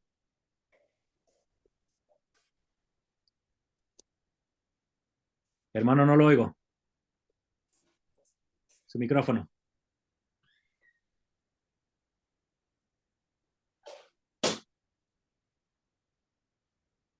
Hermano, sigue ahí, hermano Gerardo. Veo que su Gerardo, me imagino que se llama, veo su mano levantada, pero no oigo nada, hermano. Bueno, mientras que arregle su micrófono, no sé si hay algo más que quieran comentar. Pregunta, observación. Yo sé que Por vimos la historia de favor, una manera que nunca lo habíamos hecho por antes. favor, públicalo, por favor, y nos compartes la liga. Va a salir el siguiente domingo en vivo, como ahora mismo está saliendo la clase que di la semana pasada, está en Muy vivo bien, en redes sociales de Central. Esta clase muchas gracias. va a salir el siguiente domingo. Muy bien. Sí. Hermano Sí, Gerardo, Noé, yo quería comentar, sí, nomás que no encontré la manita. Sí, cuando estábamos estudiando el libro de Romanos, recuerdo un versículo que me llamó mucho la atención, porque al final de uno de los versículos decía Pablo, hablaba así algo de como mi evangelio. sí, Entonces me puse a reflexionar, dije, bueno, pues ¿qué no es el evangelio de Jesucristo? Porque él lo menciona como si fuera su evangelio. Entonces yo, pues dije, yo creo las enseñanzas que él está dando acerca de sí, Jesucristo y todo eso, o sea, es realmente su enseñanza, sí, sí, no su percepción, sí, lo que él, como usted lo mencionó ahorita, o sea, po- po- realmente él no tenía convivencia con los apóstoles, los discípulos no le ministraron a él ni nada, sino todo lo que él sabía, pues lo sabía pues por revelación, ¿verdad? Según como sí dice dijo él, él. Ajá. o el Señor mismo lo instruyó. Entonces, en ese versículo, él dice, mi evangelio, no Sí, dice el evangelio de Jesucristo. Entonces, ahorita que usted estaba pues enseñando más o menos su clase, comprendí por qué lo mencionaba él así. Sí. gracias, hermana. Sí, por eso decidí traducirlo, o bueno, no es mi traducción, como dije, es el de Antonio Piñero, es el libro muy bueno, es su traducción, pero él también puso evangelio, pero yo lo cambié a proclamación para ver la diferencia, porque si pongo evangelio, pues como dije, todos pensamos en fe, arrepentimiento, bautismo, don Espíritu Santo, pero aquí no está hablando de eso, está hablando y dice que es su proclamación porque es para los gentiles, que ellos también, lo único que tienen que hacer los gentiles es creer en Jesucristo, no tienen que guardar la ley, no tienen que circuncidarse y, y serán salvos cuando Cristo descienda de los cielos. Eso es lo que quería Pablo. Y hasta cierto punto, si vemos los evangelios, pues no era lo que predicaba Jesucristo, ¿verdad? Porque Jesucristo mismo decía que toda la ley que había dicho Moisés se venía a cumplir, o sea, que no se perdía nada de esa ley y que se iba a cumplir toda, ¿verdad? Entonces él nunca predicó algo diferente, sino vivan la ley de Moisés, pero esto es algo más, no Y algo diferente, sino algo agregado. bueno, te invito a seguir con las clases porque los evangelios no han sido escritos y todavía. Estamos en el año 60 y no me acuerdo cuando muere Pablo más o menos. Los evangelios, el primero, Marcos, no va a ser escrito hasta más o menos en los 70 y vamos a ver que cada evangelio va a presentar un Jesús diferente, pero eso veremos después cuando analizamos los evangelios. Entonces, lo que acaba de decir solo está en Mateo Sí, y vamos a ver por qué Mateo dice eso de Jesús, sí, a sí. diferencia de lo que dijo Marcos de Jesús. Bueno, Ujú. eso lo veremos en las siguientes clases. Está difícil, ¿verdad? Por eso Por ayuda a eso hacerlo, debemos por de eso buscar más la guía del espíritu. ajá, y por eso lo estamos haciendo de manera histórica, porque al ver lo que dijo Pablo primero, vemos qué creían los primeros cristianos. Ya después nos van a presentar, porque hasta estas fechas tenemos lo premarcano como que vimos al principio de la clase, pero no está no hay mucha información. Entonces hay muchas tradiciones que no se van a escribir hasta que Marcos escribe su evangelio. Entonces tenemos que ver qué hizo Marcos para juntar las ideas de Pablo con lo premarcano y otras ideas que estaban flotando acerca de Jesús. Eso veremos cuando lleguemos ahí. Sí, Hermano Gerard, bueno, Juan. Bueno, Pero ahora, sí, nada más brevemente había yo comentado en el chat sí. que la posición de Margaret Barker y algunos otros académicos es que las 7 cartas que aparecen en el Apocalipsis son en realidad una crítica al discipulado de Pablo y a sus seguidores, entonces, donde lo están comparando con Balaam, a quienes le financian sus campañas como traidores y rebeldes, y que consideran que esas iglesias en cierto sentido no son totalmente cristianas como se esperarían, dado que parte del Apocalipsis tiene más un sentido judaico que proclamación gentil.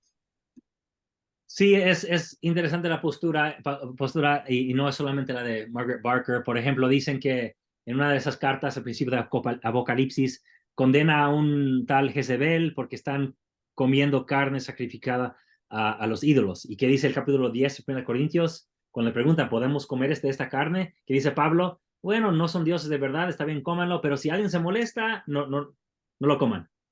Pero cuando no están viendo los que molestan, pueden comerlo. Entonces, algunos dicen que hay una crítica en contra de Pablo, pero yo no sé si estoy de acuerdo. Y además, Margaret Barker va muy lejos muchas veces en sus interpretaciones, pero es muy buena en algunas cosas. Gracias. Hermano Gerardo, lo siento. Bueno, ¿ya me escuchan? Sí. Bueno, concerniente al comentario que estaban haciendo de los apóstoles, yo creo que en primer lugar debemos considerar que fueron seres humanos como cada uno de nosotros y que, de cierta manera, a veces idealizamos a los miembros de la iglesia, ¿no? O incluso a los apóstoles antiguos y modernos, sin tomar en cuenta que son seres mortales como nosotros. Yo sé que tal vez en la actualidad los apóstoles tengan ciertas diferencias también. No lo sé a fondo, pero yo lo intuyo. ¿Por qué razón? Porque son seres humanos, ¿no? Esa es por una parte. Por otra, en cuanto aquí a Primera de Corintios, cuando habla Pablo que dice, yo soy de Pablo, soy de Apolo, y yo soy de Cefas, y yo soy de Cristo. Hay un biblista que se llama Yatensi Bonilla, y él dice que en esta parte donde dice yo soy de Cristo debe ser, yo soy de Crispo, dice que hay un error en cuanto a la traducción, porque Pablo está hablando ahí de los, vamos a llamarle así, misioneros o líderes que habían convertido a ciertas personas a la iglesia y que pues Cristo ya no estaba, hacía más de 20 años que había muerto y resucitado Jesucristo, y a lo que está refiriendo Pablo es a los líderes que vivían en esa época. Y dice Yatensi Bonilla que ahí debería ser Crispo, incluso más adelante Pablo menciona que él bautizó a Crispo, ¿no? Es un comentario nada más. Sí, a ver, vamos a ver, ¿dónde se está basando esa corrección? Bueno, es primera de Corintios, versículo 12, que habla de eso. Entonces, Yatensi Bonilla, en un video que vi, hace esta corrección, que debe decir, yo soy de Cefas y yo soy de Crispo, dice él, no de Cristo, porque Cristo pues ya no estaba con ellos. Pablo estaba refiriendo, dice, a los líderes Sí, mira, vivientes, a los que sean aquí discípulos. tengo la versión crítica en griego Ujú. y dice que en Crispo solamente sale en un ejemplo. Entonces, a ver, ya lo perdí. Aquí está, Crispon. Crispon, solo sale en un solo ejemplo, Crispon. Y Ujú. entonces seguramente, bueno, la razón por la que la versión crítica no pone Crispo es porque si una sola versión lo dice de los 5,000 que tenemos, probablemente no esté Crispo. Bueno, quién sabe. Sería bueno analizar lo que dice Bonilla. Si Ok, tiene el video gracias. o en un estudio, me gustaría leerlo. Ok, gracias. ¿No hay algún comentario más, hermanos, hermanas? ¿Qué pensaron de la exposición? Yo sé que nunca se tocan los temas de esta manera. No sé si alguien se asustó o dice, wow, ¿por qué dijo eso el hermano? Nada. Bueno, si no hay ningún comentario Eh, más, ¿o sí? una pregunta. Sí. Ok, entonces, yo como miembro de la iglesia, Sí, gracias. ¿cuál es la conclusión? ¿Me escuchan? Sí, Entonces, ¿cuál es la conclusión que debo sacar yo después de lo que he escuchado hoy con respecto a Pablo? O sea, me refiero a su personalidad, a su reputación, eso. O sea, no estoy diciendo que voy a ir a un domingo que me asignen un discurso, voy a hablar de esto que he aprendido no, hoy. No, no, ¿verdad? no voy a hacer eso.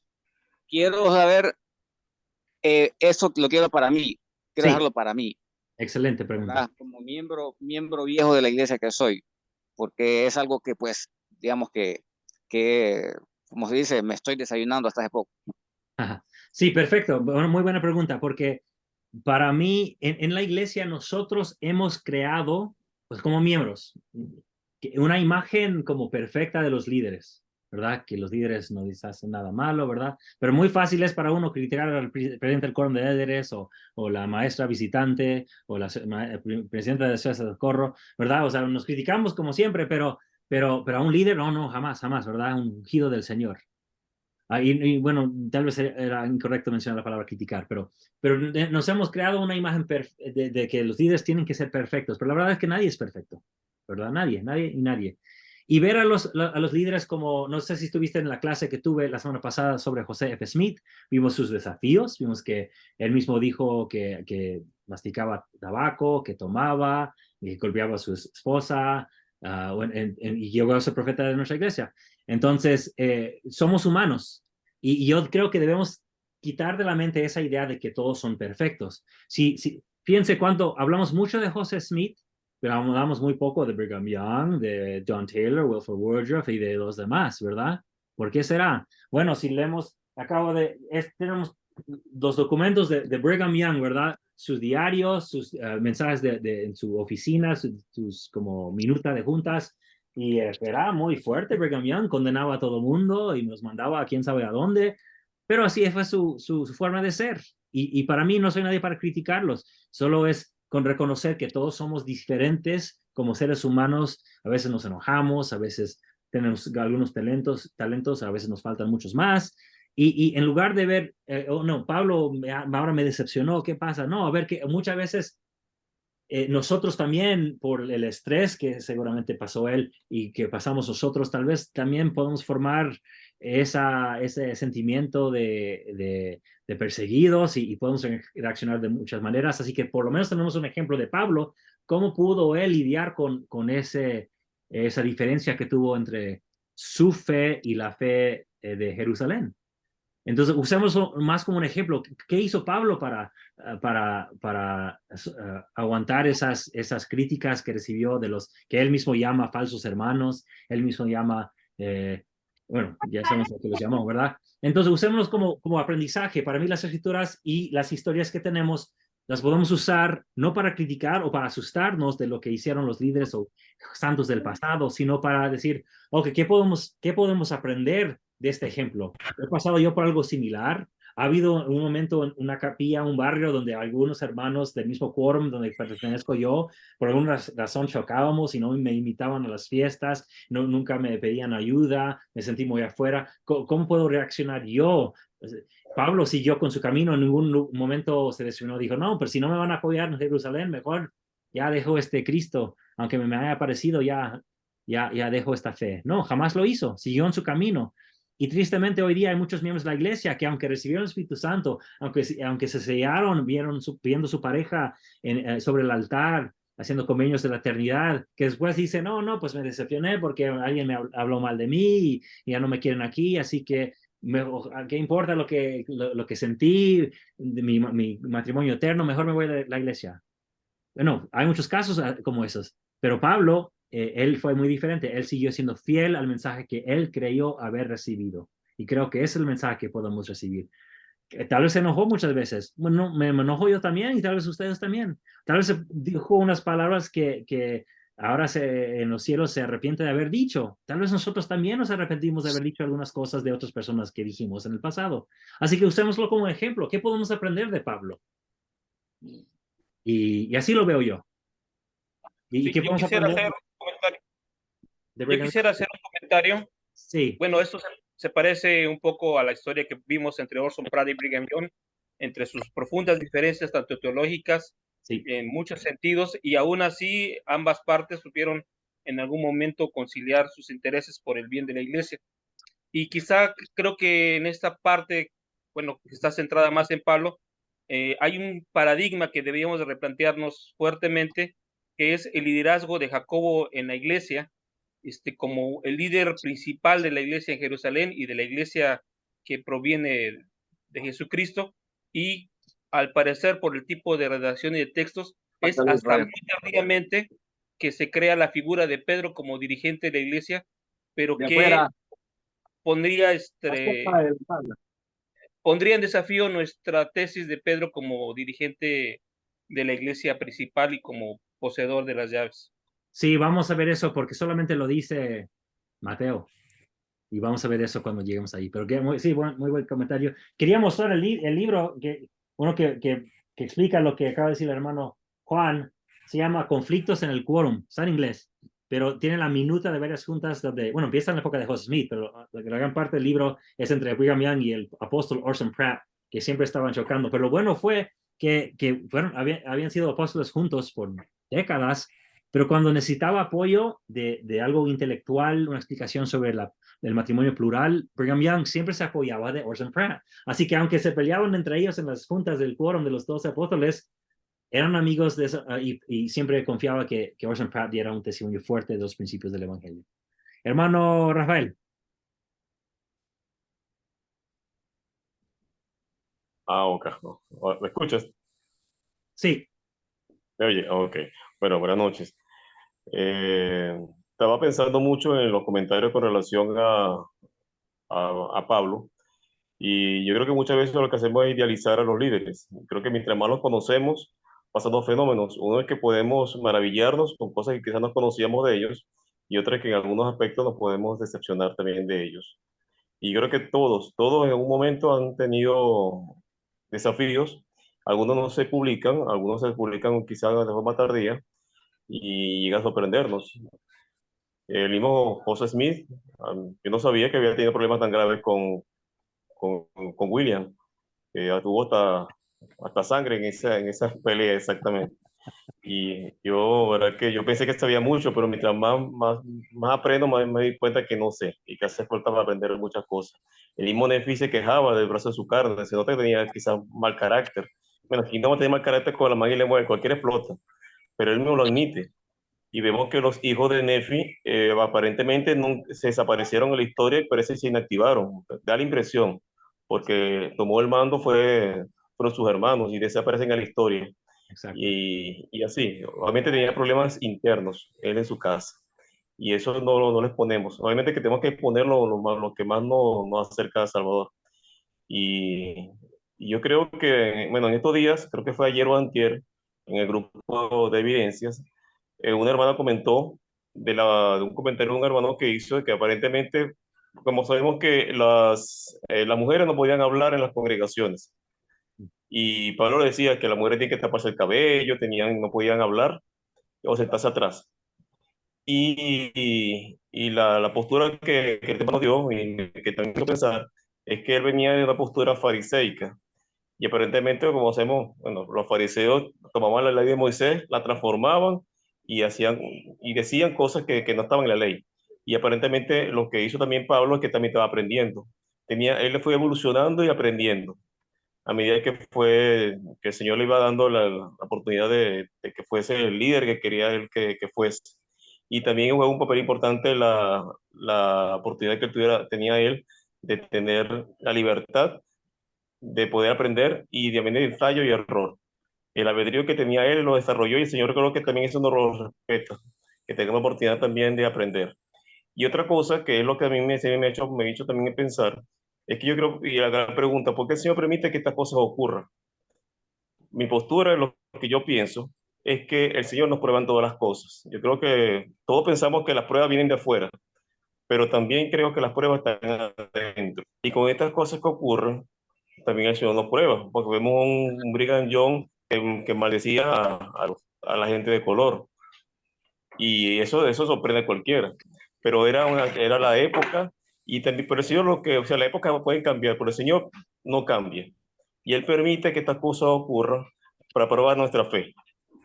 Si yo digo que realmente creo en Él, independientemente de lo que otros hayan hecho, entonces yo creo que así debemos ser, mantener un testimonio firme a pesar de que las cosas puedan entonces explotar en otras caras. Yo creo que la historia a veces nos explota en la cara y nos sorprende, pero yo creo que con eso el Señor no está probando. Yo creo que el Señor permite que a veces los líderes se equivoquen un tanto, aunque eso no lastima a la iglesia, pero puede lastimar son algunos corazones, algunas percepciones, personas que pueden ser más sensibles que otros. Y vemos que muchos apostatan de la iglesia porque aprenden cosas que no sabía. Yo no sabía esto, y ay, yo no sabía que la iglesia estaba escondiendo aquello. Y se alejan de la iglesia. Pero yo creo que el Señor lo que está haciendo es probando nuestra fe. Creo que eso es lo que Él está haciendo, a permitir que ciertas cosas ocurran y que esos pequeños espacios oscuros de la historia a veces aparezcan de repente, pero para mí, que Él lo está probando nuestra fe. ¿Qué piensas tú? Sí, estoy de acuerdo, sí. Bueno, y vivimos, bueno, yo muchas veces creo que Dios no mete la mano tantas veces, o sea, que quiere que aprendamos, ¿verdad?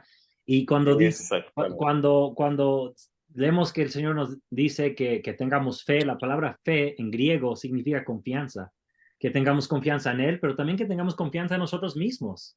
O sea, que tengamos En lo que confianza creemos en ya. que Él nos ha dado las capacidades para solucionar las cosas. O sea, Él nos, no, ¿qué dicen Doctrina y Convenios? Que no estemos dependiendo de Él tanto, o sea, que busquemos la manera de resolver las cosas nosotros mismos. O sea, que Dios quiere hijos que piensen por sí mismos.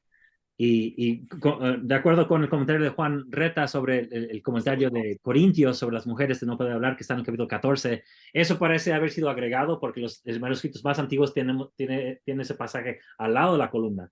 Y luego, al ir pasando los años, se inserta en la columna y en ciertas versiones en griego se encuentran en diferentes partes. Así que eso en 1 Corintios parece que fue agregado a ese libro, porque en el capítulo 11 dice que las mujeres pueden orar. Así que no tiene sentido en el capítulo 11 decir que pueden orar en la congregación y luego en el 14 decir que no pueden hablar. O sea, no tiene sentido. Parece haber tomado la idea de que están en las cartas de los Me Timoteos contradicen, ¿no? y fue insertado. Sí. Hermana Mirna, Gracias. porque ya pasamos las 2 horas, creo. Sí, solamente comentar, recalcar algo que ya se comentó, el conflicto entre cristianos, hebreos y griegos. Y me puse a pensar un poco cuando nosotros nos enfocamos en las personas y no en el evangelio que es Cristo Jesús, ¿verdad? Nuestro enfoque hacia dónde debe de estar sobre todas las cosas, sin importar quién dijo, quién no dijo, cómo se hizo en el pasado, cómo se hace en el presente, porque nuestro presente hoy va a ser mañana el pasado. Entonces, las cosas, cómo las tenemos que tomar para fortalecer nuestra fe. Me gustó mucho lo que ahorita comentaba el hermano que me antecesó, cómo tenemos que hacer las cosas para que nosotros podamos fortalecernos y cómo, si nosotros estamos viendo en todas las situaciones la presencia de Cristo en nuestra vida, difícilmente nos vamos a dejar llevar por este mundo, por las situaciones y por los comentarios y por las verdades que se utilizan. Las personas nos equivocamos cuando podamos realmente comprender que no somos perfectos, que nadie ni es un poquitito perfecto. Entonces, eso nos va a dar mucha luz de qué hacer y cómo lograrlo. Gracias, hermana. Hermano Esdri. Hola, Noé, buenas noches, tardes, noches de acá desde México y buenas noches a todos. Gracias por la clase, estuvo muy, muy buena, muy interesante.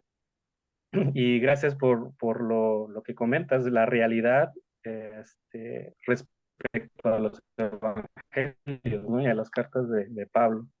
Y yo, bueno, relacionando lo que mencionas hacia nuestras creencias, hacia nuestra fe, nuestra doctrina, yo como un esfuerzo de poder facilitar el Evangelio de Jesucristo, las buenas nuevas, como mencionaban, de Jesucristo a los diferentes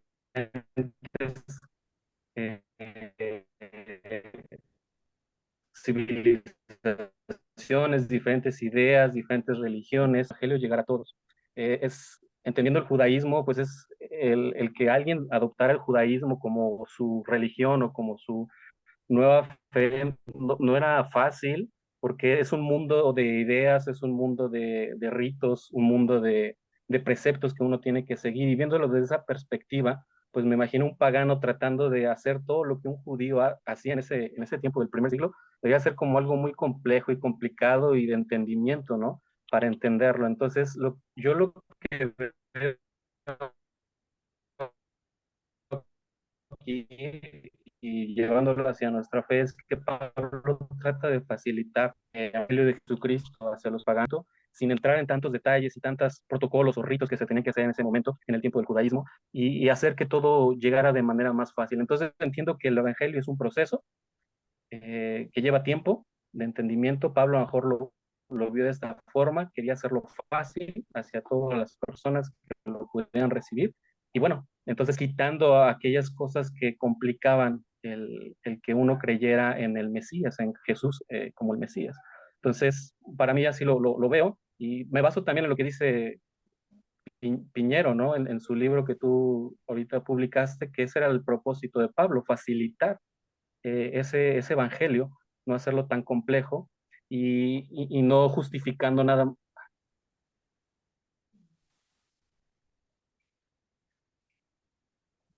Creo que te congelaste, amigo. Bueno, si no regresa pronto, creo que vamos a terminar, hermanos. Ya pasamos bueno, ya, justo vamos a terminar las 2 horas. Entonces, eso llámame después y hablamos de lo que querías decir. Gracias, hermanos y hermanas. Todo este conocimiento a mí me ayuda a ser más misericordioso, a reconocer las diferentes opiniones, perspectivas que existen en el mismo barrio donde pertenezco, ¿verdad? Así que no me pongo a criticar las diferencias. Si alguien tiene una opinión, la escucho y quiero ver cómo esa creencia de él o de ella ayudan a ellos, ¿verdad? En lugar de ponerme a decir, no, estás mal, hermano, no, mejor, veo mejor llevarme bien con todos y con el mismo propósito de servir a Cristo. Gracias, hermanos y hermanas, que Dios los bendiga y nos vemos. Adiós.